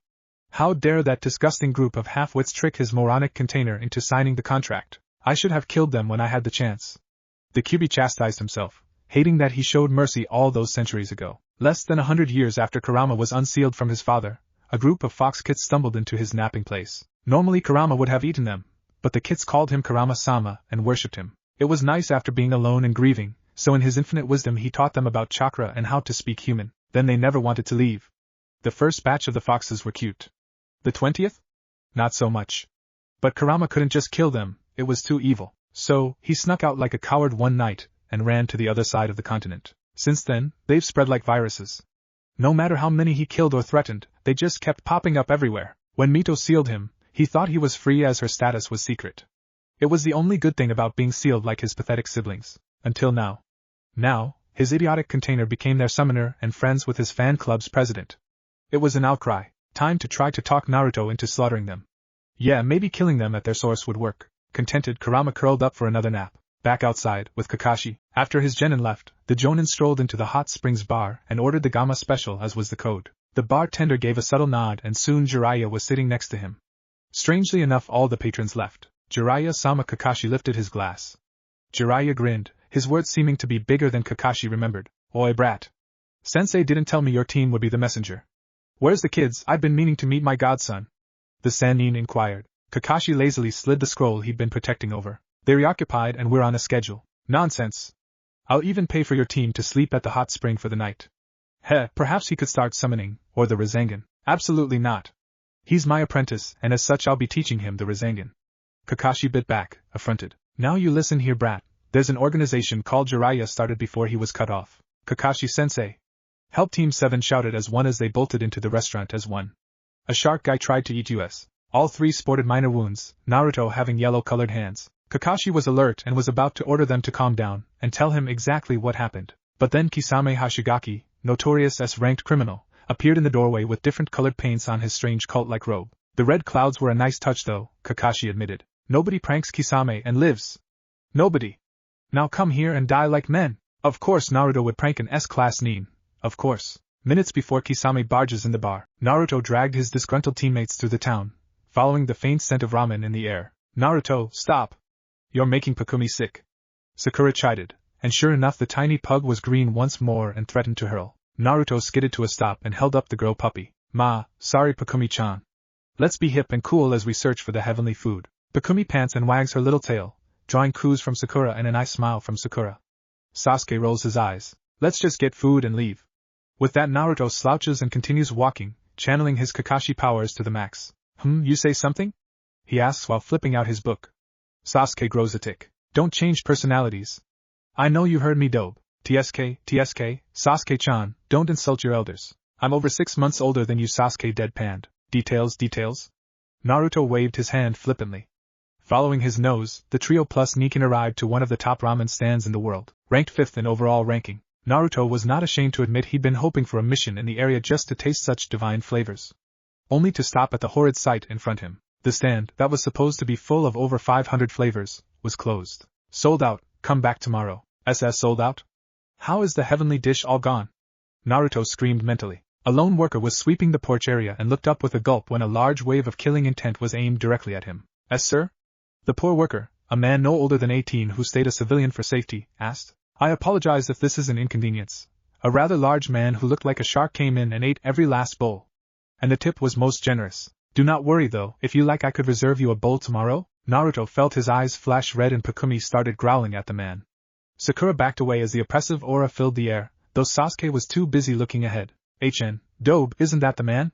He said with a smirk, figuring he could use some entertainment. The last time someone ate Ichiraku out of stock before Naruto got there they were still in the psych ward despite the fact the boy was only 6 at the time. This should be amusing. Naruto whipped his head up at the man who dared to get between him and one of his dreams.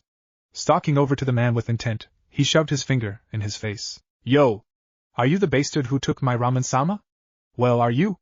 Naruto accused. Kisame blinked in surprise at the shrimp in front of him that clearly needed to learn face masks were so last war. Normally, Kisame would kill the brat for such insolence, but doing so on a mission and in a public spot would bring trouble, especially as the brat was a Konoha shinobi. So, Kisame channeled all his powers of patience learned from babysitting missions, well, the ones he didn't accidentally drop the tykes off the side of a cliff, that is, and just scoffed. Yeah, so? The place was cheaper than most others here. Even if it was subpar to sushi. Naruto looked like he had the blood sucked out of him, and Kisame used that time to smirk and walk away. Truthfully the ramen was delicious but messing with the brat obviously a genin was what made getting up in the morning worth it. Naruto wasn't one to let such evil get away though. In a flurry of motion he pulled out a scroll and unsealed his entire paint balloon collection, all 100 of them. Next, Naruto forced some in his teammates' hands, who reluctantly agreed simply because it was easier to join Naruto than resist. In a silent countdown, Team 7 flung the balloons infused with chakra and paint at the unsuspecting Kisame that was just too tired and full of his feast to pay attention to what genin were doing. Suddenly, Kisame's backside was full of yellow, pink, and brown paint. He whipped around with his sword drawn, only to get hit again in the front by over 50 rapid-fire balloons. Ha! Loser, that will show you not to insult Ramen-sama. Naruto crowed. Kisame lost his cool at the blonde and white boy and his lackeys in front of him. You brats! Prepare to die! Kisame shouted and flung a water dragon at the genin. Unfortunately, the heathens dodged and ran the opposite way. With a battle cry, Kisame chased them, intent on destroying such vile creatures. Back to where we left our hero. Kakashi was instantly in battle mode and pushed his genin behind him protectively. Naruto, now sure he was invincible with his sensei around, gave Kisame the finger. Nah, maybe if you weren't such a pansy who hated Ramen-sama, I wouldn't have had to throw paint at you. Naruto mocked. Kakashi felt his eye twitch at his apprentice. Did he want them to die? Judging from the boy's taunting, Kakashi was convinced that was exactly what Naruto wanted. Kisame Hashigaki the bijou without a tail. Kakashi states lazily, hand already on his headband and ready to be lifted. Jiraiya smirked. Oh, you're one of the Akatsuki, right? Kisame stiffened then grinned back. And what if I am? You're one of the Sannin. I'll enjoy feeding your chakra to my sword, Samahata. Silence followed for 3 seconds. The air became thick as 3 S-class shinobi flared their chakra. Suddenly, the genin were safely in the mouth of a toad as Jiraiya met Kisame's sword with his wrist plate. Grr. You're pretty quick for an old man. Kisame growled as Jiraiya felt his chakra get sucked out. Kisame jumped back and through the wall as Kakashi pushed a Raikiri towards his side. The tree landed outside and met Kakashi's next attack with a bored yawn. You don't know how lucky you are. If I wanted to, you two would have been dead before you could form a hand sign. Jiraiya summoned a toad and engaged the nuke nin in taijutsu. You say something? Kakashi asked despite his apprehension. They had to be careful, as fighting in a foreign country in the middle of the street was potentially dicey political-wise. Kisame grew a tick mark and kicked the jonin away. Tell me where that blondie is so I can kill him, and I might let you live. The shark man demanded. Nope. Where is he? Somewhere safe. With Naruto. When yanked inside a toad that dispels, one does not think to end up in a cushy hotel room. Where are we? Sakura asked after the 3 blinked away their surprise of being eaten. Naruto rubbed his chin and gave an eye smile. His teammates leaned in. I have no idea, cue Sakura pummeling him. Naruto, you baka. Stop goofing around, cha. Alright, Sakura-chan.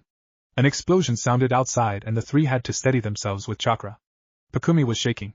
Nah, Pakumi-chan, go back, alright? Naruto petted the pup on his head who gladly dispelled. Kakashi is fighting that way, let's go. Are you insane, Sasuke? That guy looked really strong. And he was able to use a water dragon without water nearby. I need strong opponents. To beat him, Sasuke clenched his fists.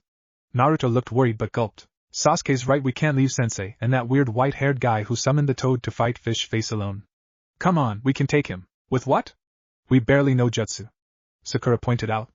In response, the blonde had a wicked gleam in his eye. Now, my dear Sakura. That won't be a problem. Back with Kakashi, Jiraiya, and Kisame. Kisame was having a blast, sending out random jutsu and tearing into the 2 S-classers who dare keep him from his revenge. His only regret was that Itachi was too busy to be there with him.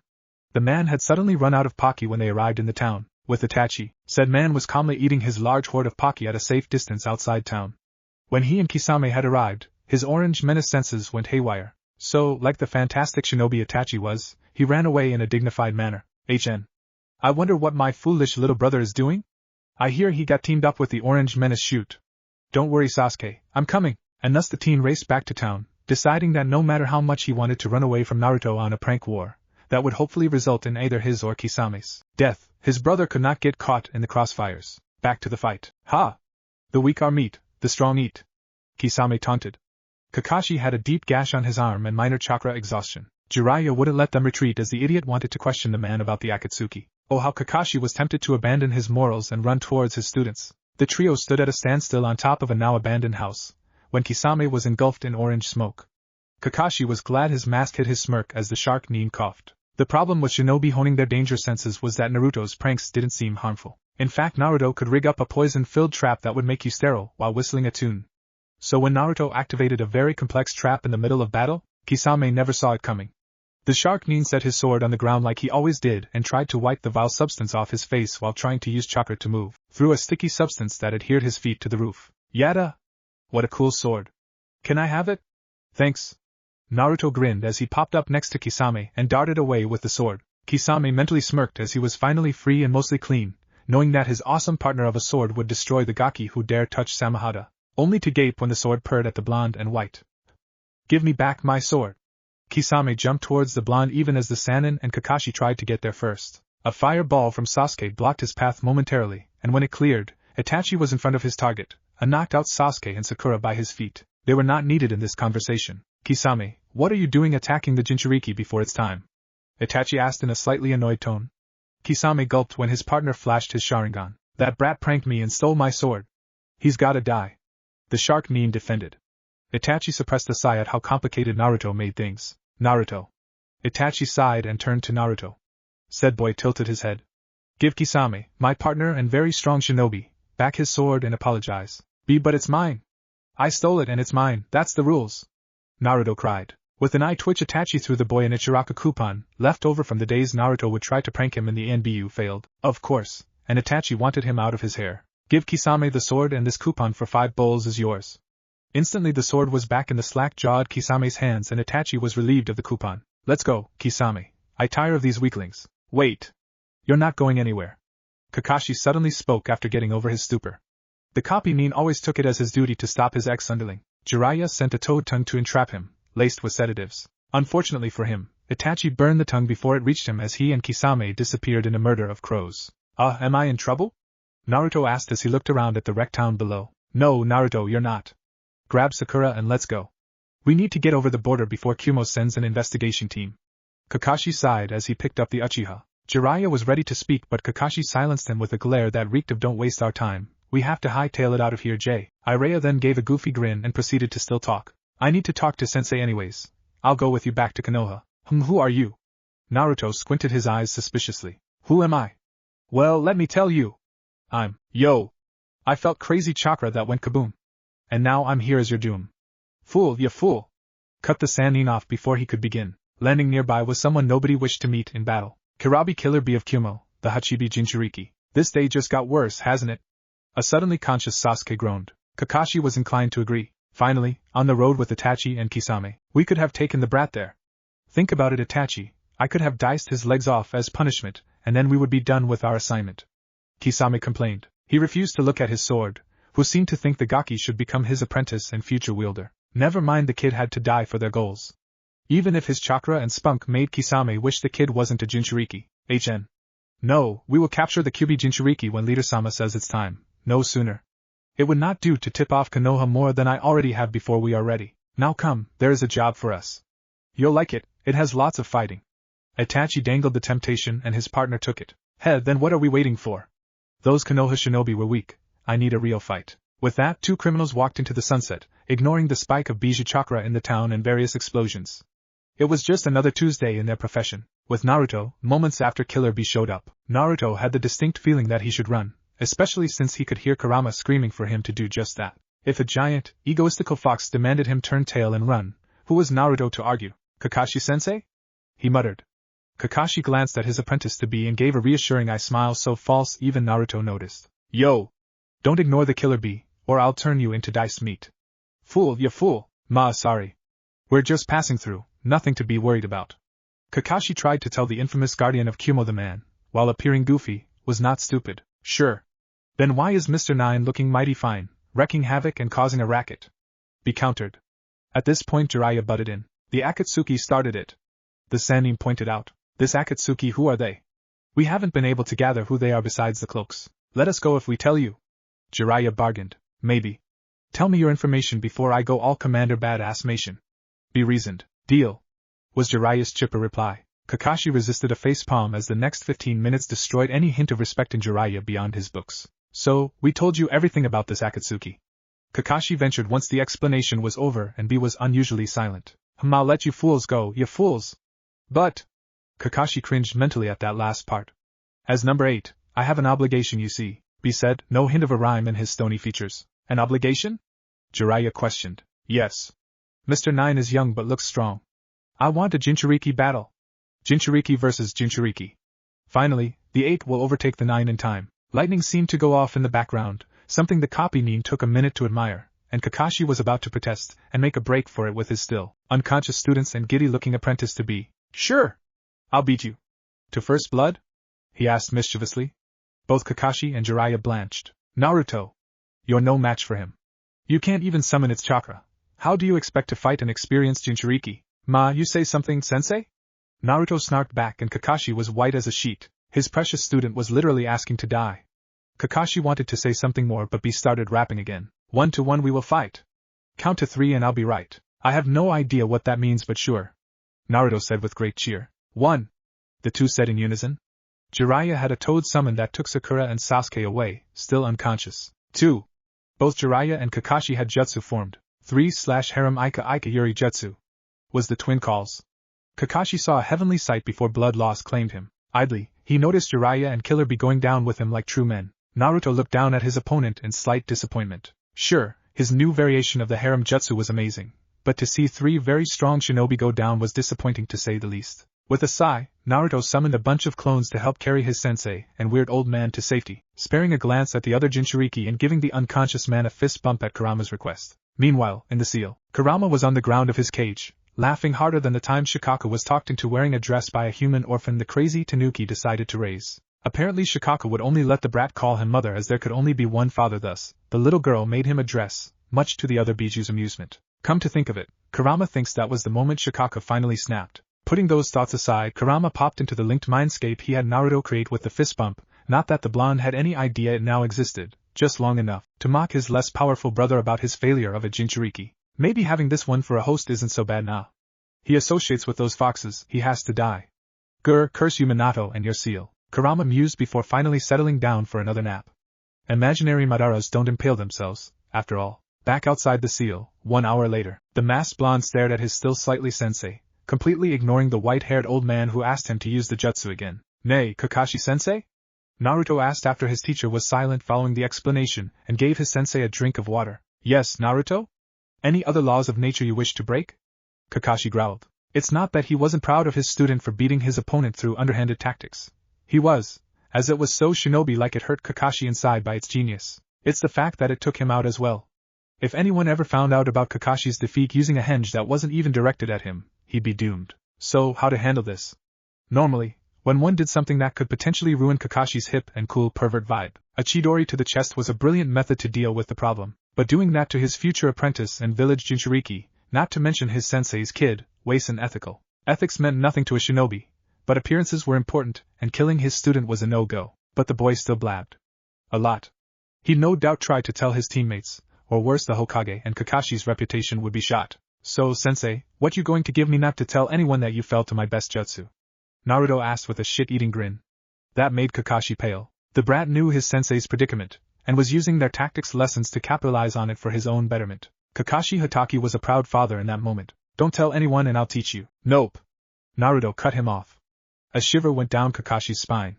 You see, there's a certain book series I've been reading. Sakura-chan mentioned there's a super expensive platinum edition of a certain Ika Tactics series. The same edition I saw at your apartment last week when we were learning more mask jutsu. No! Kakashi screamed. However, Naruto's hidden grin grew manic. Oh yes. I want them. All of them. Otherwise I'm showing this picture to the entire village. Oh, and I have a spare copy hidden so no stealing. A picture was flashed to the copy Nin, of his knocked-out form with 4 Yuri Naruto clones around him naked. The Jonin had no idea when the boy took them, but he was damn proud of his blackmail material. Even if said blackmail material would have every kunoichi after him, not to mention Iruka. Kakashi learned the hard way that anything involving Naruto made the man Kage level, and seeing Kakashi passed out with naked female versions of his student would no doubt make the Chunin think he was a creep. So, Kakashi did the only thing he could. Nay, Naruto Jiraiya-sama here is the author of God's gift to men. Give me all the copies of that picture, take a vow of silence, and I'll make him give you 2 copies of the silver edition. Kakashi bargained. Deal. Was the exuberant agreement. While the boy celebrated, Kakashi held a conversation via hands with Jiraiya, who had been silent in favor of observing his godson. Do it and don't try to steal him. Kakashi signed in warning. Why? Afraid he'll like me more? Jiraiya bit back. The masked Jonin pushed down that very fear. No. But he's not ready for you. I'm his godfather. Jiraiya's hands moved in a blur, flustered. Who he doesn't know. I'm his sensei. Hey, what you doing? Naruto butted in before Kakashi and Jiraiya could come to blows. Nothing. Introduce yourself to Jiraiya-sama. Before Naruto could speak, Jiraiya launched into a boisterous rendition of his normal introduction. By the end of it, the blonde genin was less than impressed. Pervy sage. Was his immediate response. Kakashi grinned and I smiled at the slack-jawed white-haired literary genius. Naruto, no need to be so technical. Well, Jiraiya-sama, we must be going. Konoha needs us back and all, just send those books through the mail. Ja-ni. Kakashi used a shunshin to take them away before the apprentice-stealing bastard got over his shock. In Fire Country. Later, Naruto looked at his sensei in confusion, while they hopped swiftly through the trees. Kakashi-sensei? He asked. Kakashi didn't glance up from his orange book. You say something? Why do I feel like we forgot something? That stopped the copy Nin. Shit, Hokage-sama's going to kill me. Why? We left Sasuke and Sakura. We're screwed. Naruto said eloquently. His sensei's white complexion was the only verification he needed. 1 week later, Konoha, after turning around and running into an extremely irate Sakura and Sasuke escorted by a terrified Jiraiya, the man flinched every time Sakura smiled. Worrying Kakashi to no end, Team 7 plus Pervert made it back to the village in one piece. It was a time of great tribulations, where every moment Kakashi had to defend his mini-me project. No way was he letting Naruto become anything less than a hip and cool shinobi. If he had to see Jiraiya attempt to coax Naruto into signing the Toad contract one more time, the copy Nin would destroy the scroll. Now Kakashi was free, well as free as one could be when under the Hokage's gleeful gaze when Naruto reported in their private report, read, no ANBU or the other genin, about his new jutsu. To Kakashi's astonishment, his leader gave the boy a ramen coupon, had him add it to the forbidden scroll, and sent him on his way with the promise not to tell anyone else. After that, Jiraiya finished his report and left abruptly for research. At that point it was just the Hokage and Kakashi, who would never admit the man made him want to pee his pants. Now that we have that whole mess cleaned up, mind telling me why you tried to bribe my surrogate grandson to lie in his mission report? The amused yet steely gaze somehow was more terrifying than the QB. As I thought. Now, a suitable punishment, besides the one of being added to the long list of Naruto's victims. Kakashi felt, in that moment, that maybe a new Nin life would be worth it. After all, what his leader said he would be doing for the next week was a fate worse than death. That's when it hit him. Naruto planned it all. He was sure of it. The boy got his payment already for the pictures and then sold him out to the Hokage for ramen. If Kakashi wasn't the victim, he would be so proud. With Naruto at the ramen stand. Meanwhile, Naruto Uzumaki had the distinct feeling that he was being praised for something he didn't do, and his eye forgot something important. Senses were tingling. It took another 5 bowls of ramen before he finally remembered. I wasn't supposed to mention my new jutsu in the report, was I? Oh well, Hokage Gigi won't punish Kakashi-sensei, he's too nice. With that, the clueless genin resumed his gorge. Konoha Shinobi Academy. Kakashi Hatake, killer of hundreds and dashingly handsome hero to his village, finally knew the true meaning of pain. No, it wasn't seeing his father commit seppuku to redeem the Hatake honor. No, it wasn't seeing his teammates die one by one, leaving his only friend a glorified stalker just wanting to beat him. And no, it wasn't even the various grave wounds he incurred across his illustrious career. It was teaching flower arranging to aspiring kunoichi ages 5 to 10. Kakashi-sensei, do you like my arrangement? I made it for you. Momo, an adorable child, asked with a sweet smile. The jonin was about to return an eye smile as a thank you, and send her off to make more like the other brats. Until he looked at the arrangement, and what the flowers meant. Anger. Resentment. Promises to hire someone take care of the one gifted within 7 days. In other words, a hit was put on him. But it's fine, right? Not like 6-year-olds could do much damage. That's what he assured himself with, even as his mind flashed to his own 6-year-old self who completed 15 assassinations. His most famous at the time was stabbing a Kumo jonin in the eye while the man slept, bypassing security. Yeah, he's definitely upping his security seals and surviving off prepackaged food. Worst part? Little Momo-chan bounded off so happy, he couldn't bring himself to fault her. Perhaps she was being manipulated. Irika certainly had enough motive to have him taken out. Sensei. How do I get the lightning to go all over again?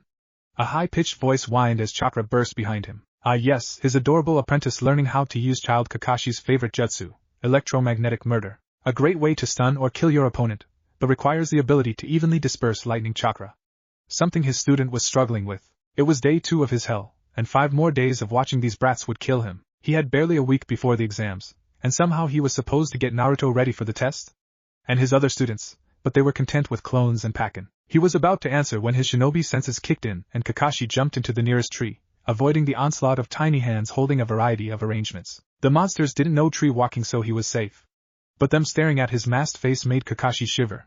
Why must every kunoichi be so terrifying? Sensei, this is for you. Mine's the best. No, mine is back off, bubble face. Bubble face. Well, at least my legs aren't thunder thighs. Why you? It appeared the 4th war was about to start around his tree, and Kakashi had to stop it. Curse the Hokage and his devious mind for punishment. Naruto. Take the brats, students, to the south field for arranging a love bouquet. Yes, they could go bother his apprentice to be and 2 other students, and let the jonin get quality reading time. Naruto looked up from his exercise confusedly. What? But Hokage said you're supposed to teach them, not me. Do it and we'll learn tracking techniques with Pakumi. And instantly 20 clones were made to cart off the she-devils in training, despite their protests. Peace and quiet. Maybe I can survive like this for the next 5 days. Oh, how his words came back to bite him. South Field, with Naruto. When Naruto and clones dropped the children on the grass, protests started to rise. The blonde looked everywhere for his teammates, but they seemed to have disappeared, leaving him alone with children. And of course Sasuke had burned all the grass, not to mention flowers in the field.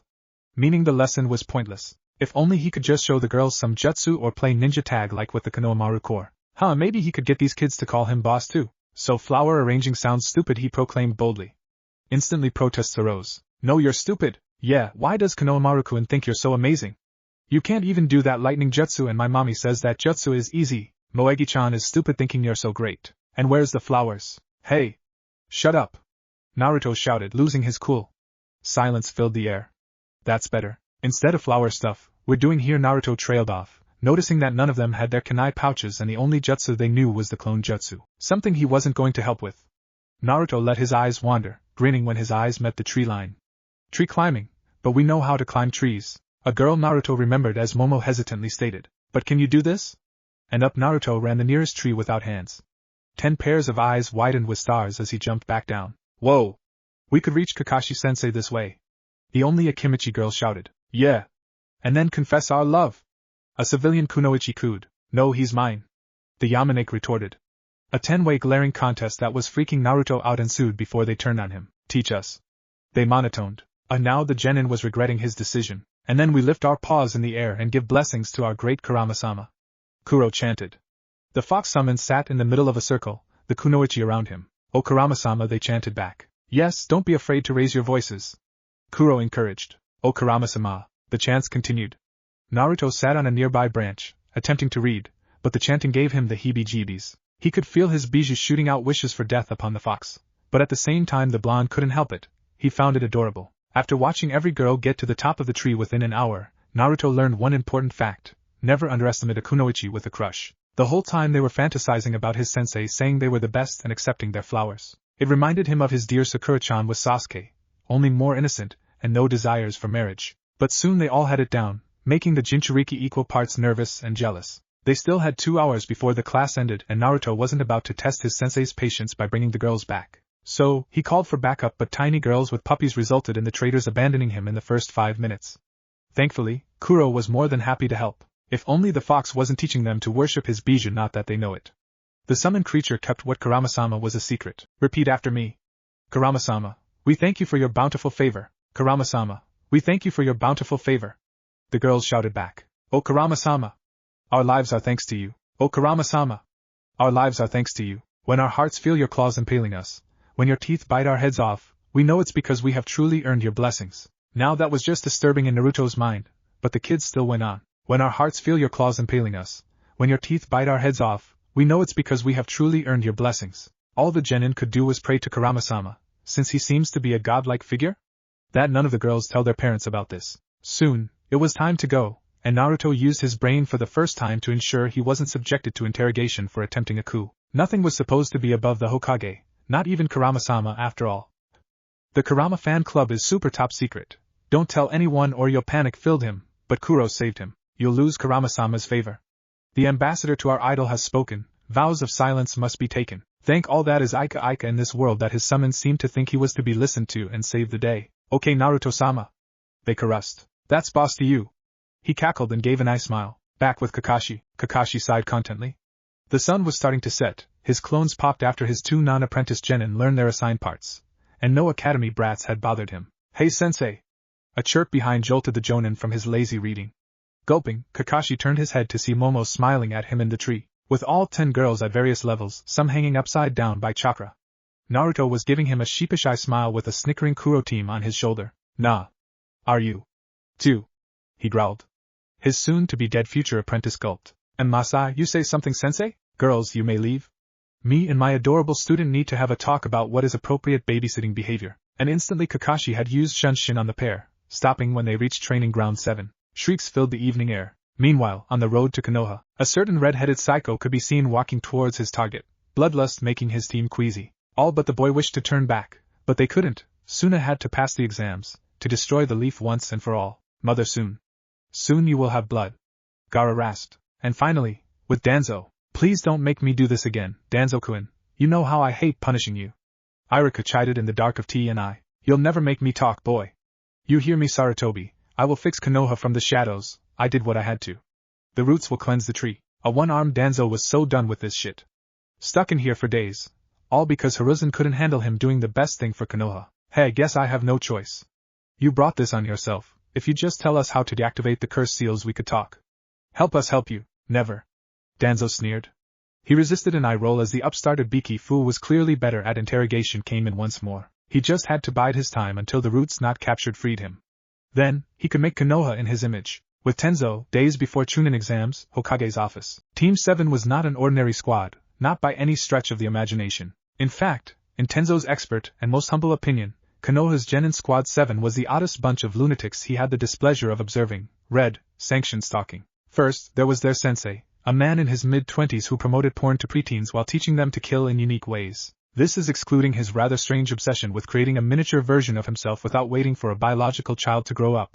Kakashi Hatake was never patient enough for dating, never mind raising the perfect mini-me, causing him to break and mold a defenseless child into his image. Naruto Uzumaki is this child, or rather demon trapped inside an innocent genin's body. No, Tenzo had zero delusions that the boy was the Kyuubi just biding its time to unleash. He wasn't that stupid. But any child who willingly broke into ANBU headquarters at 5 and painted Tenzo's mask bright orange right before an important mission was not a human but instead a monster, who takes pleasure in others' pain.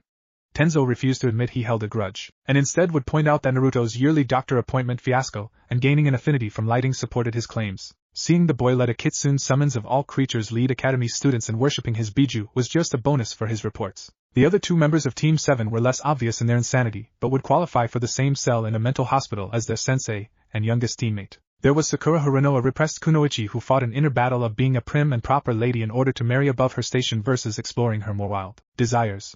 Hence her voracious love of Ika and violent temper that topped most ANBU women when a fool stole their chocolate during that week of the month.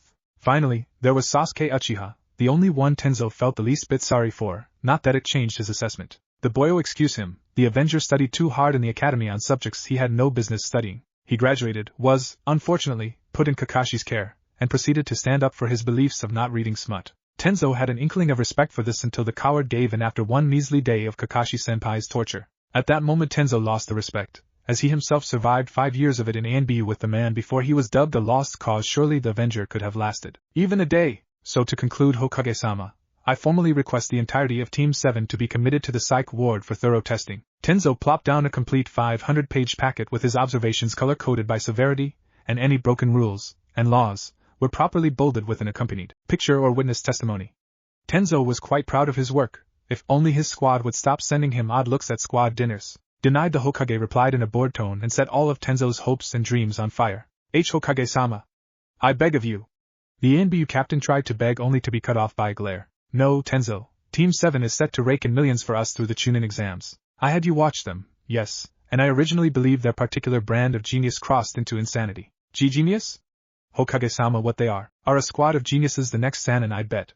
While I disapprove of some of Kakashi's unique training methods, and I would be the first to admit their mission to lightning was a political nightmare, they are technically the strongest contestants we have. Their fights will be bloody, full of sparkles, and enjoyable for the nobles. And to take Naruto's chance to have fun killing off the next generation of enemies would be cruel after he so thoughtfully gave me a reason to arrest my old rival. Hiruzen chuckled, finding his ANBU captain adorable in his ranting. His decision to allow Team 7 into the Chunin exams despite reservations were solid, and of course had nothing to do exclusive Ika merchandise being dropped off at his window last week by Pakin and rather talkative Toad. Tenzo looked at his Hokage with a mixture of fear and awe, mentally promising to up his health insurance coverage and upping his property holdings across the continent. One can never be too prepared when Konoha's copy ninja and apprentice to be were involved. Just ask ANBU agent Flamingo, who lost his entire apartment when Naruto tried to summon the Kyuubi to share his ramen 2 days ago but instead summoned 100 foxes and pack of puppies. This of course was by no means the worst incident in the Jinchuriki's file. That particular honor involved mayonnaise,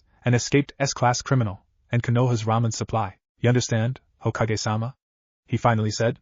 His venerable leader just gave a kind smile and shooed him out. Oh, and continue to keep an eye on Kakashi, won't you? You never when he'll snap more than he already has, that it.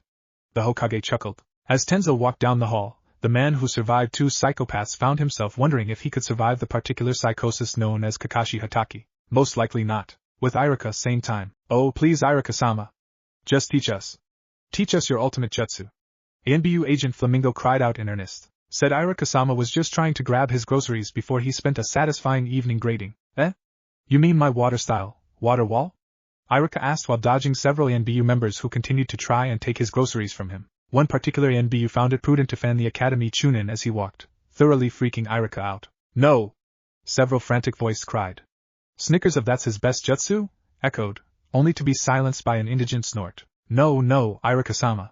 While that is a most excellent jutsu, we are referring to your ultimate technique, the one that makes you god amongst men. We're talking about Academy's super secret jutsu, Troublemaker Tracker, with Naruto. Boss.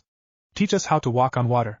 Konohamaru ran into a tackle hug with Naruto, who was calmly reading the next installment in the glorious Ika series while Kakashi-sensei went to talk to a medic Nin or something. Naruto honestly couldn't find it in himself to make sense of half the stuff his sensei said, especially when he got a glint in his eye while muttering about the recovery time for eye implants. Sasuke seemed just as disturbed as he was for once. Clearly they were on their way to friendship. But I just taught you guys tree climbing, can't we just read? You, boss, we don't like your stupid books. Teach us water walking. Moegi demanded. 3 small masked faces pressed against his own, giving pleading eyes. Naruto sighed, and gave a nod. Then he brightened. I'll teach you water walking, but you have to do a little something for me. He smirked, though it was hidden by his face mask. Anything. They cheered. Oh, all right. I want you faces pressed closer, as he leaned back over the bridge, water rushing below him. Yes, boss? Udan asked. It's just a tiny thing. A thoughtful look on his face. Anything, we assure you. Moegi begged, wondering what they would have to do. Would he make them go on a secret mission? Do his paperwork? Well, if you're sure, just tell us. They screamed. All 3 were worried now for what he demanded. Buy me ramen as much as I can eat. Instantly the 3 midgets understood. They would never be able to afford even a ramen snack of their boss, much less one of his binges. Of course, they had a generous benefactor who could pay up the difference so they could become epic shinobi like their boss. Sure thing, boss. Konohamaru assured. He then turned and whispered to Udan. We can sneak into Gigi's vault again, right? I think so. He always makes the passwords the Ika release dates. Udan assured. With that they set off to follow Naruto, who had taken off at an impossible pace towards his favorite place in the entire world, Ichiraku's ramen. Or they would have, if they hadn't literally bumped into a strange shinobi within a block of the ramen stand. Well, what do we have here? Some Konoha brats who don't know respect. A cat monster with makeup chuckled darkly and lifted Konohamaru up by his scarf. Hey! Put me down, you cat monster! He cried. The monster took offense to this and started growling. A girl's voice stopped the hand that rose for a smack. Kankuro, put the brat down. We are guests here, don't draw suspicion.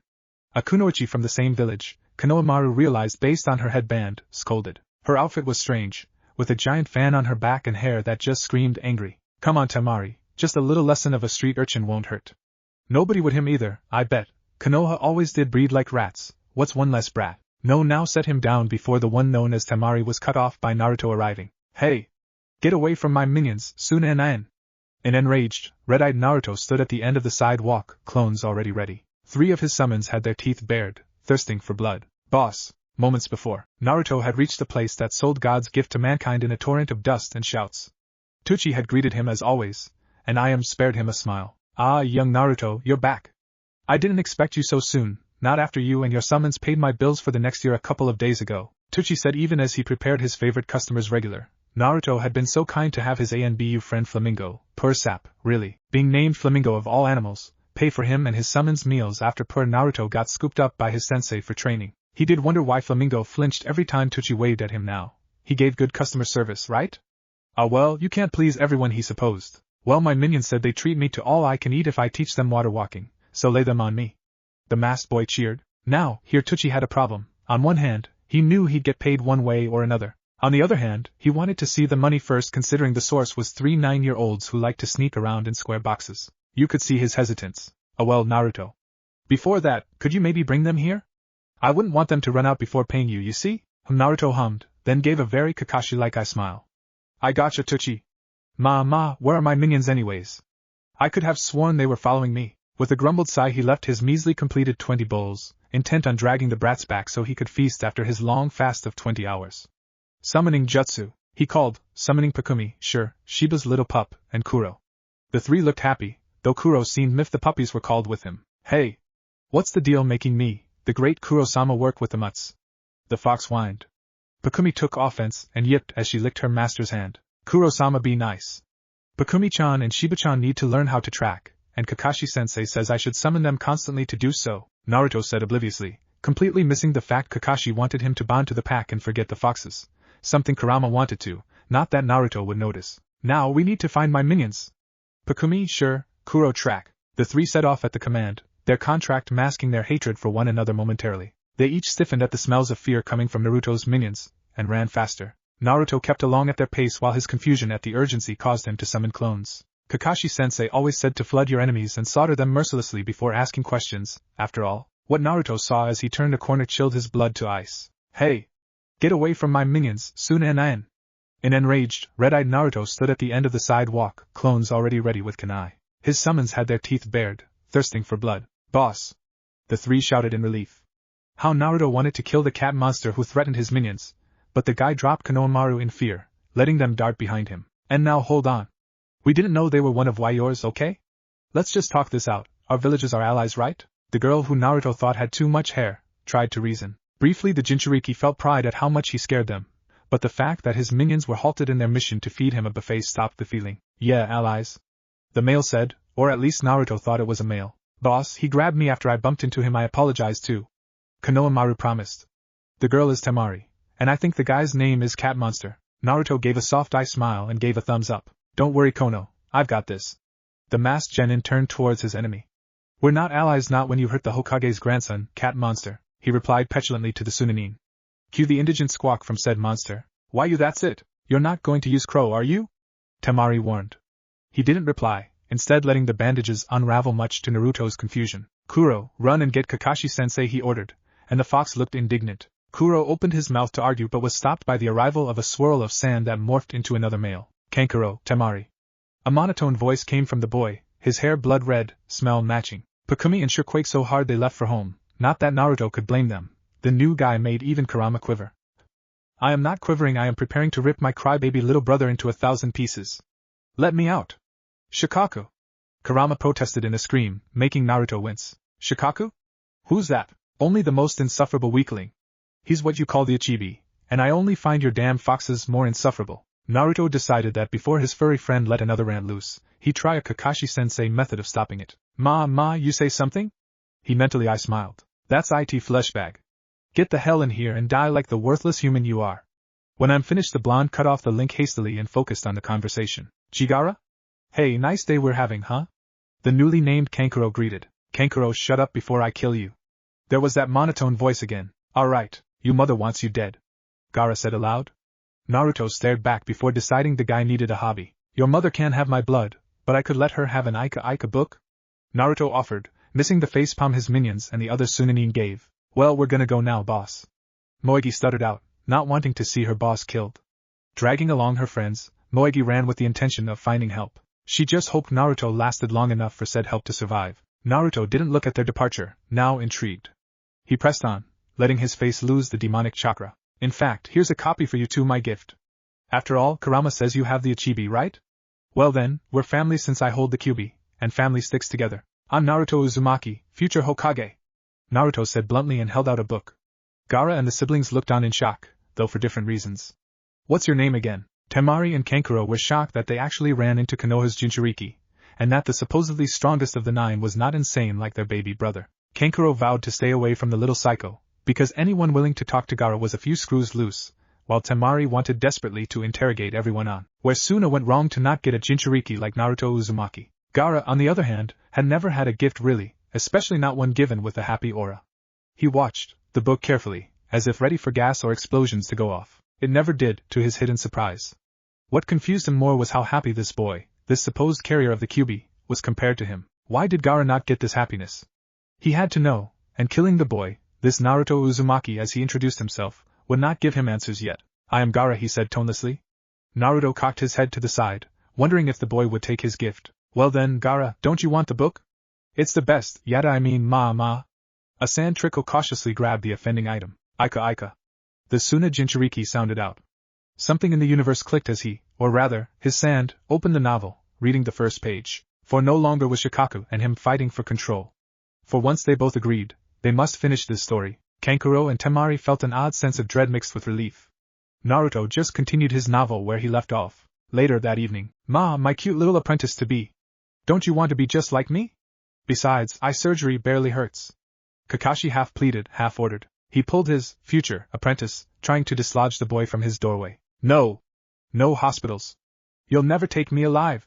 The blonde Jinchuriki screamed before squirming away and running faster than most jonin. I've taught him too well, Kakashi thought in pride before remembering that stage 3 of his mini-me plan had to be implemented and let the hunt begin for his ungrateful apprentice-to-be, who didn't want to have eye surgery to get Shursui Uchiha's old eye, and thus becoming Copy Ninja Jr.? Previously on KMM. Ma, my cute little apprentice-to-be.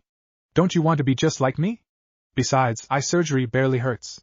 Kakashi half pleaded, half ordered. He pulled his future apprentice, trying to dislodge the boy from his doorway. No! No hospitals. You'll never take me alive! The blonde Jinchuriki screamed before squirming away and running faster than most jonin. I've taught him too well, Kakashi thought in pride before remembering that stage 3 of his mini-me plan had to be implemented and let the hunt begin for his ungrateful apprentice-to-be, who didn't want to have eye surgery to get Shursui Uchiha's old eye, and thus becoming Copy Ninja Jr.? With Naruto, somewhere in the village. Naruto Uzumaki was what one would call a selective genius. No, he couldn't do complicated shuriken mathematics, nor could he recite shinobi law.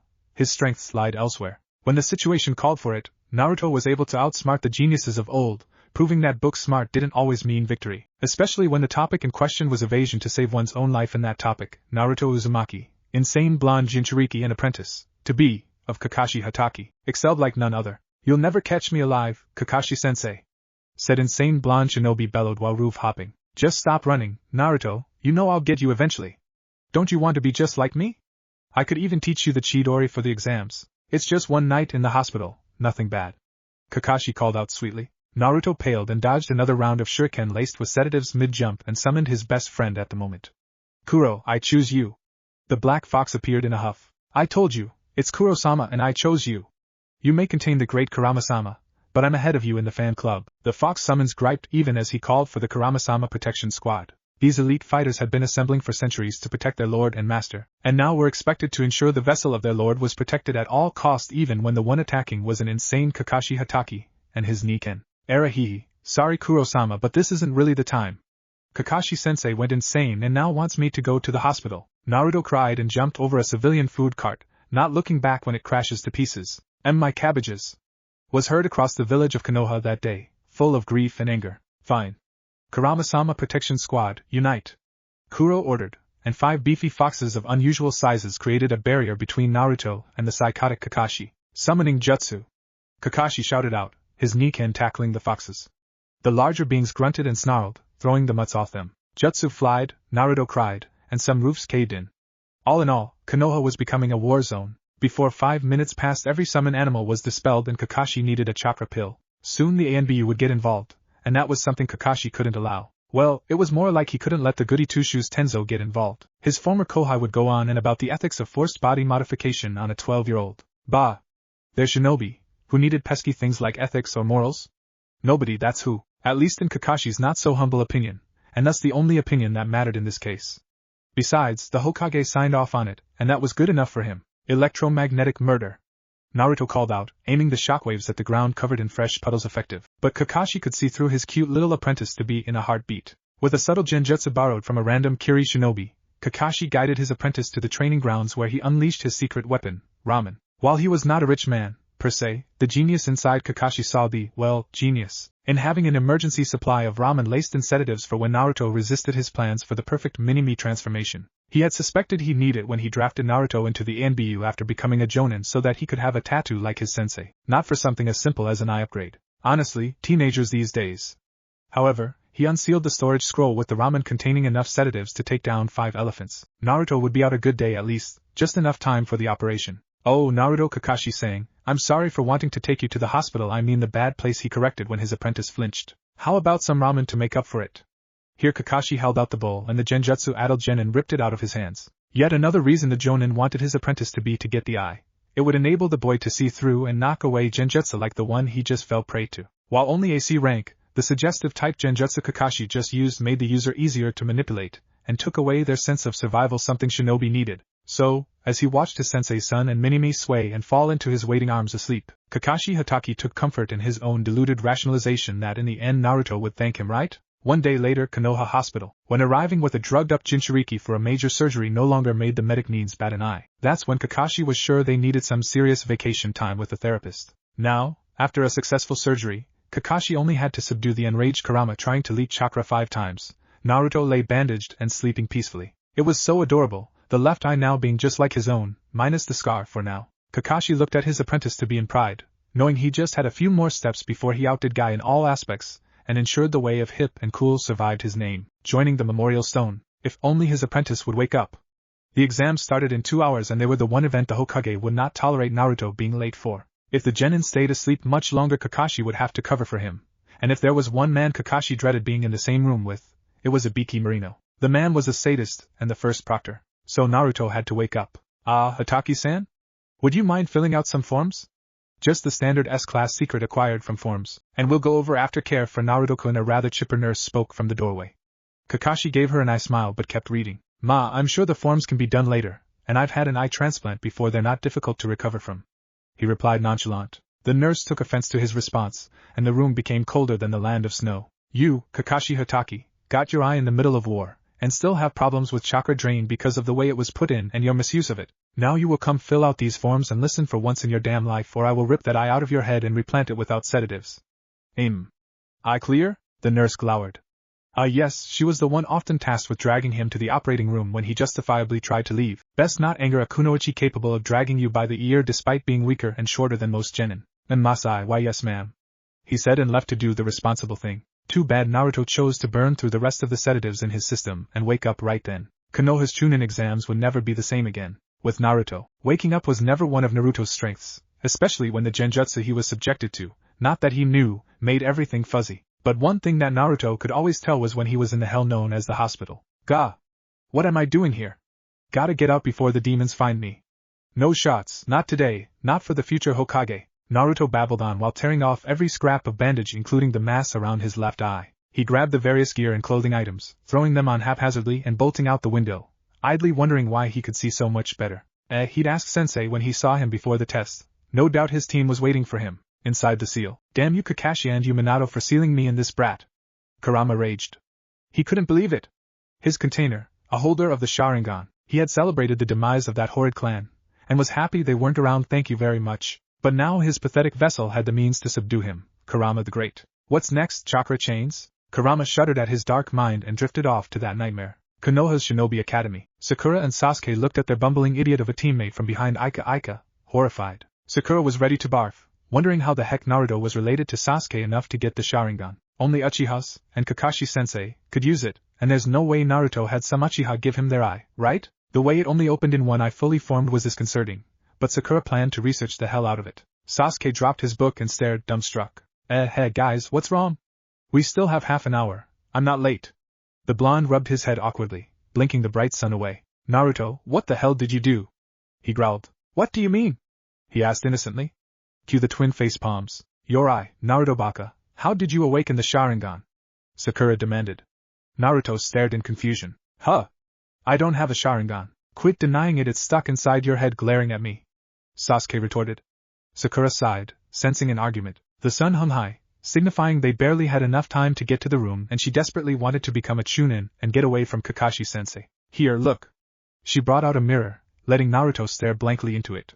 Mentally she counted. 1, 2, 3. What the hell happened to my awesome eye?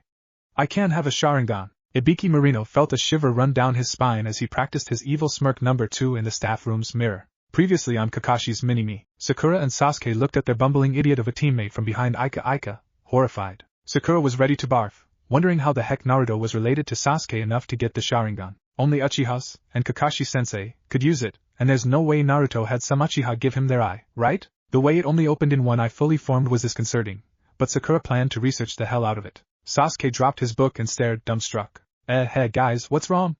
We still have half an hour, I'm not late. The blonde rubbed his head awkwardly, blinking the bright sun away. Naruto, what the hell did you do? He growled. What do you mean? He asked innocently. Cue the twin face palms. Your eye, Naruto Baka, how did you awaken the Sharingan? Sakura demanded. Naruto stared in confusion. Huh? I don't have a Sharingan. Quit denying it, it's stuck inside your head glaring at me. Sasuke retorted. Sakura sighed, sensing an argument. The sun hung high, signifying they barely had enough time to get to the room, and she desperately wanted to become a Chunin and get away from Kakashi-sensei. Here, look. She brought out a mirror, letting Naruto stare blankly into it. Mentally she counted. 1, 2, 3. What the hell happened to my awesome eye? I can't have a Sharingan. Ibiki Marino felt a shiver run down his spine as he practiced his evil smirk number 2 in the staff room's mirror. On to the show. With Naruto. Naruto began hyperventilating. The rhythmic beating of his heart became more pronounced as he took in his reflection. His gorgeous baby blue eye had vanished, only to be replaced by the piercing crimson of a Sharingan. Gone were his plans to woo Sakura with his once striking blue eyes. He had wanted to surpass Sasuke in his own way, not copy his traits. The thunderous wail of his heart was quickly overpowering his common sense. No, no. He could not let this continue. Take it out. Kurama's voice jolted him out of his stupor. Use your human fake teeth of metal and take the damn eye out. Now, Naruto was confused. How fuzzball? What are fake teeth of metal? He thought. It's Kurama-sama to you, brat, Kurama said, and I had meant those weapon things. Naruto's eyes visibly widened in understanding. Oh my, can I? Yes, that. Use that and scoop the cursed eye out. Hell no, that sounds painful. Naruto yelped mentally.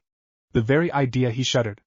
Kakashi-sensei loved to scare him with the story of how he had lost his own eye. Naruto didn't want to go through that, not when he couldn't even remember how he had gotten it. It came from your delusional sensei, brat, Kurama deadpanned. You don't want to be like the Uchiha brat, do you? Well then, carve it out. No fear. Stop acting like a baby and act like a bijou. Besides, I'll heal it up instantly. Promise? Bijou's honor.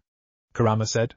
What Kurama failed to say was that he would be in immense pain for days. Come to think of it, Kurama was not entirely sure it was a good idea to do this when his host was going against Shikaku's host, but then again, the brat was immortal considering everything he had gone through.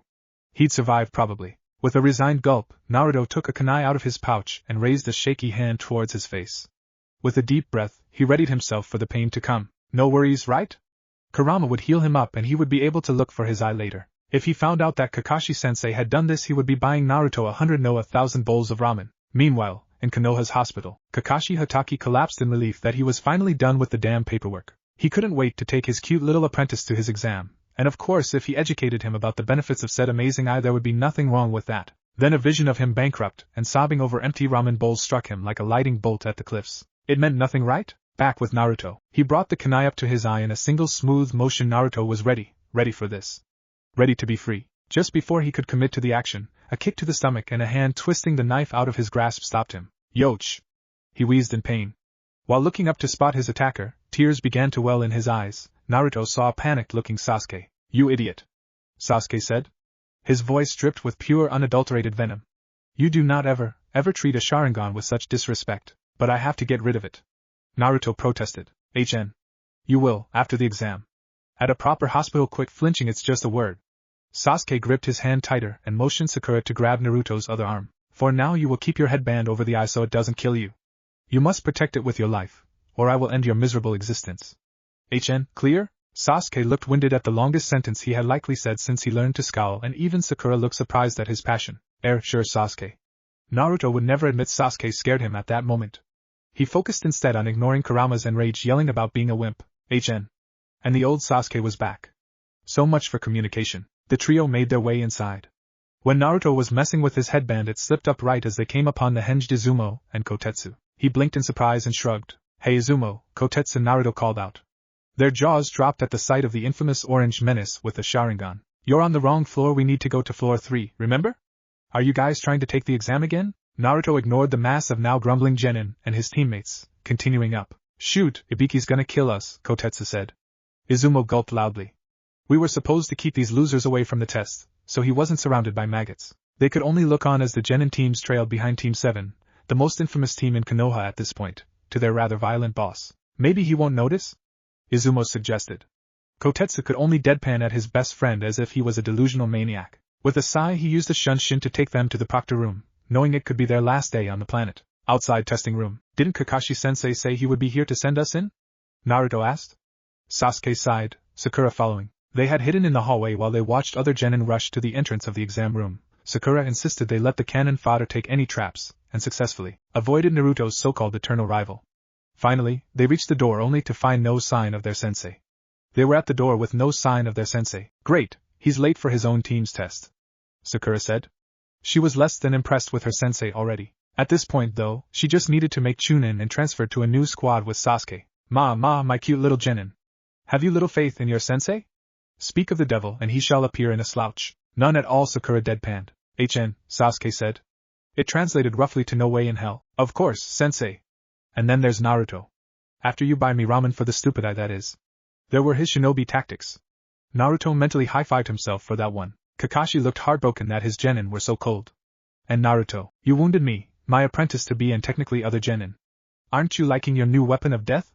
Kakashi asked. He couldn't let his project fail now, The Hokage was eager to see how Naruto performed with the eye. Naruto squinted his eyes at his sensei, and then huffed as Sasuke pulled his headband over it. Keep it covered, HN. People steal Uchiha eyes. Sasuke is right. Only uncover it if you need to and watch the chakra flow. Kakashi added. He then proceeded to look at the window and magically deduced the time. Long story short, his genin were about to be late. Ma, look at the time. Okay, remember to only kill non-Konoha contestants, and to make Chunin. Do it and you each get an advance copy for the newest Ika Tactics series first book. The bribery worked as the three genin were experiencing varying degrees of excitement. Even with the mask, Kakashi noticed Naruto was the most obviously happy. Kakashi mentally promised himself that during the month before finals he would snuff out everything uncool and unhip about his apprentice. The three genin his genin, he reminded himself, and pride strode into the room as if they owned the place. Kakashi could not be prouder if he tried. Well, he would be prouder when Naruto took his first assassination mission and made ANBU, but those were long-term goals.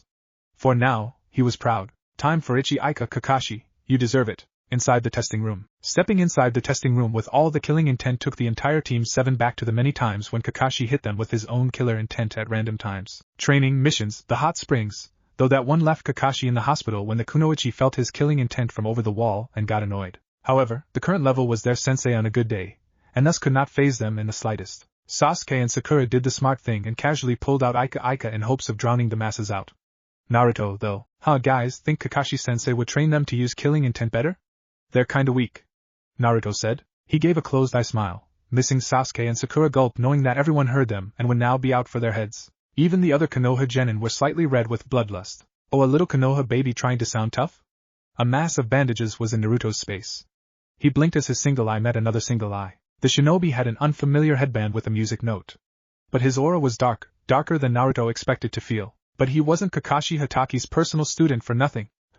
Get out of my face, Ma, he said, remembering to become more relaxed sounding towards the end.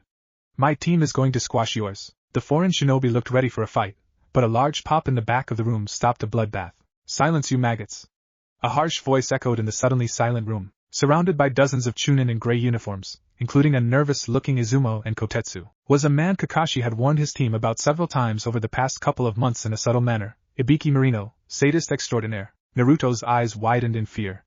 The glare directed at him was enough to curdle milk. With Ibiki, having his pre-exam scowling practice interrupted by the idiot duo pushed upon him by the Hokage, had put the head of the torture department in a bad mood. Listening to them babble about Kakashi's little psycho squad messing up Ibiki's ingenious plan to sift the weaklings who could not possibly pass for genin, much less chunin, made his blood pressure rise. To then hear that Kakashi's supposed future apprentice, a fact that made Ibiki giddy with all the psychological trauma he would be able to study. When the Jinchuriki finally cracked, had a fully developed Sharingan in one eye, Ibiki paled.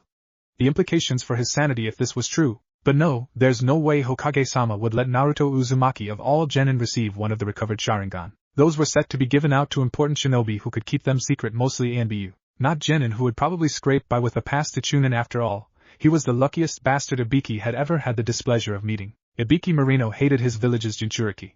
Not because of his status, Ibiki respected the brat for that, and was one of the shinobi who used to donate toys and equipment when he was a small child.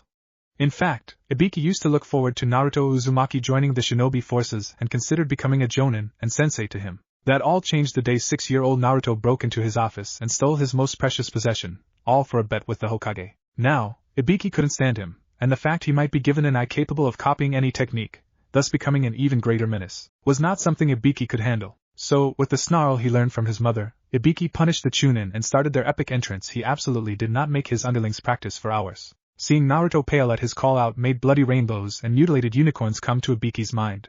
In other words, it made his day. Noticing the headband over Naruto's eye made Ibiki hold in a chuckle. Of course, chunin would make the mistake of thinking a genin playing dress-up to look like his sensei was the same as actually having the accursed eye. Ibiki was safe. He was still king of this exam. Oh, how the mighty would fall. Later, the beginning of the exam. Naruto never liked written tests. Sure, Kakashi-sensei gave him lots of help with learning now, but in the past, he was always the worst. Too many words and numbers. He was a more hands-on shinobi, thank you very much. Seeing this written exam have questions that made him feel like the stupid dead last of the academy was not how he envisioned a chunin promotion would go. A chunin promotion was supposed to go. And to get disqualified if he was caught cheating only 5 times?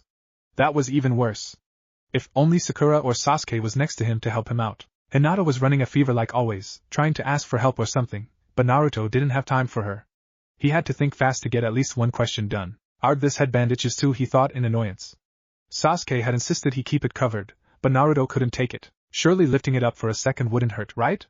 Just to let the eye breathe. It would be down again before anyone noticed. With that justification, Naruto lifted his beloved headband to its original position, not noticing the various proctors fixating on his position. That's much better. Now, time to ace this stupid test. As his excitement grew, Naruto didn't notice the subtle shift of his eye, activating on instinct to its new owner. Looking up, Naruto saw the proctor Ibiki glaring at him.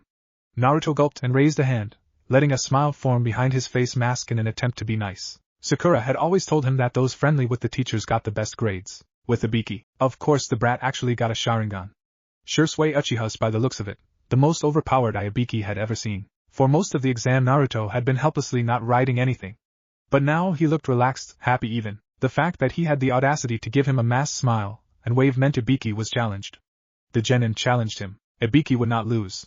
Too bad marking off for using dojutsu was against regulations or some other political crap. But Ibiki would win, if not at disqualifying him, then at intimidation. So, Ibiki met the eyes of his enemy head-on, beginning the most important stare-down in his life. A stare-down that he would triumph in. Back with Naruto. Wow! This eye is kinda cool, Naruto thought as he tracked every movement in the room. Staring straight ahead couldn't get accused of cheating. After all, he was amazed at how all the pencils moved and people twitched. Things were so clear. However, the clock showing 20 minutes left was an unpleasant wake-up call. He had to hurry. Naruto's nervousness skyrocketed with each tick on the clock. He unconsciously pulsed chakra into the eye, and reality began breaking. If only the proctor would quit creeping him out by staring. With Ibiki and proctors, first there was the glare. Now a tiny black flame burst on the clock, incinerating it. Ibiki sealed it away in one of his special scrolls made for when he faced Itachi Uchiha without sparing it more than a glance. He couldn't let the genin distract him, clever as it was. Izumo yelping as his chair turned to bugs and Kotetsu attempting to inch away from a flame erupting in the air was no consequence. Naruto still refused to back down, so Ibiki wouldn't either. While he could now disqualify the brat, doing so would be a cop-out. By Ibiki's impeccable ability to tell time, they had 1 minute left. Then a timer in his pocket would go off. He could do this. That was until his bandana just turned to ash, ruining his big reveal. Naruto wasn't sure who was making the flames appear, but they had to stop. He could hardly focus. Worse was there were less than 40 teams left, and each time one left an ominous chuckle would echo throughout the room. It sounded a lot like Kurama, but Naruto wasn't sure if it actually was his furry friend. He had to concentrate, and that was impossible when random things kept happening. One thing that bugged him though, was Ibiki. Kakashi-sensei always told them he had something cool under his headband bandana, and Naruto really wanted to see it. No, gotta focus ba. I gotta know, what's under his bandana? Naruto found himself staring at it in hopes it would go away so he could get his answers. To his surprise, it did. On the now exposed head was a map of scars not even a mother would find pretty. Ibiki's face was turning red. Wow, that looks painful. Naruto blurted out. He instantly regretted it as Ibiki's red face turned murderous. What did you say? Ibiki whispered dangerously. A timer buzzed in the background for the 10th question. Did you say something? Naruto tried. It only seemed to make Ibiki madder. Ibiki trailed off, then smiled. It wasn't a nice smile. Alright, pencils down, he said. Pencils dropped everywhere. It's time for the 10th question. Naruto gulped and got ready. He would win this. He stared into Ibiki's eyes again, hoping he could do this. The 10th question is, damn, why can't he just pass us? Naruto thought. Come on, just say we pass. I gotta become a chunin. His mental prodding was intense, and his new eye reacted. No question. You all pass. A now expressionless Ibiki said. Naruto blinked in surprise, as did everyone else in the room. That's the 10th question? Sakura shouted from the back. Naruto whipped his head around to see her, another flame bursting near her hair. She shrieked, as did more genin teams. Thick blood began running down the walls while black flames started furiously crackling and slowly dripping off the ceiling. All hell was breaking loose. This was the scene Enko Mitarashi crashed into. Kurama cackled in the background, most amused for some reason. Naruto just wanted to become a chunin already. And, previously, on came him. No question. You all pass. A now blank-eyed Ibiki said. Naruto blinked in surprise, as did everyone else in the room. That's the 10th question? Sakura shouted from the back. Naruto whipped his head around to see her, another flame bursting near her hair.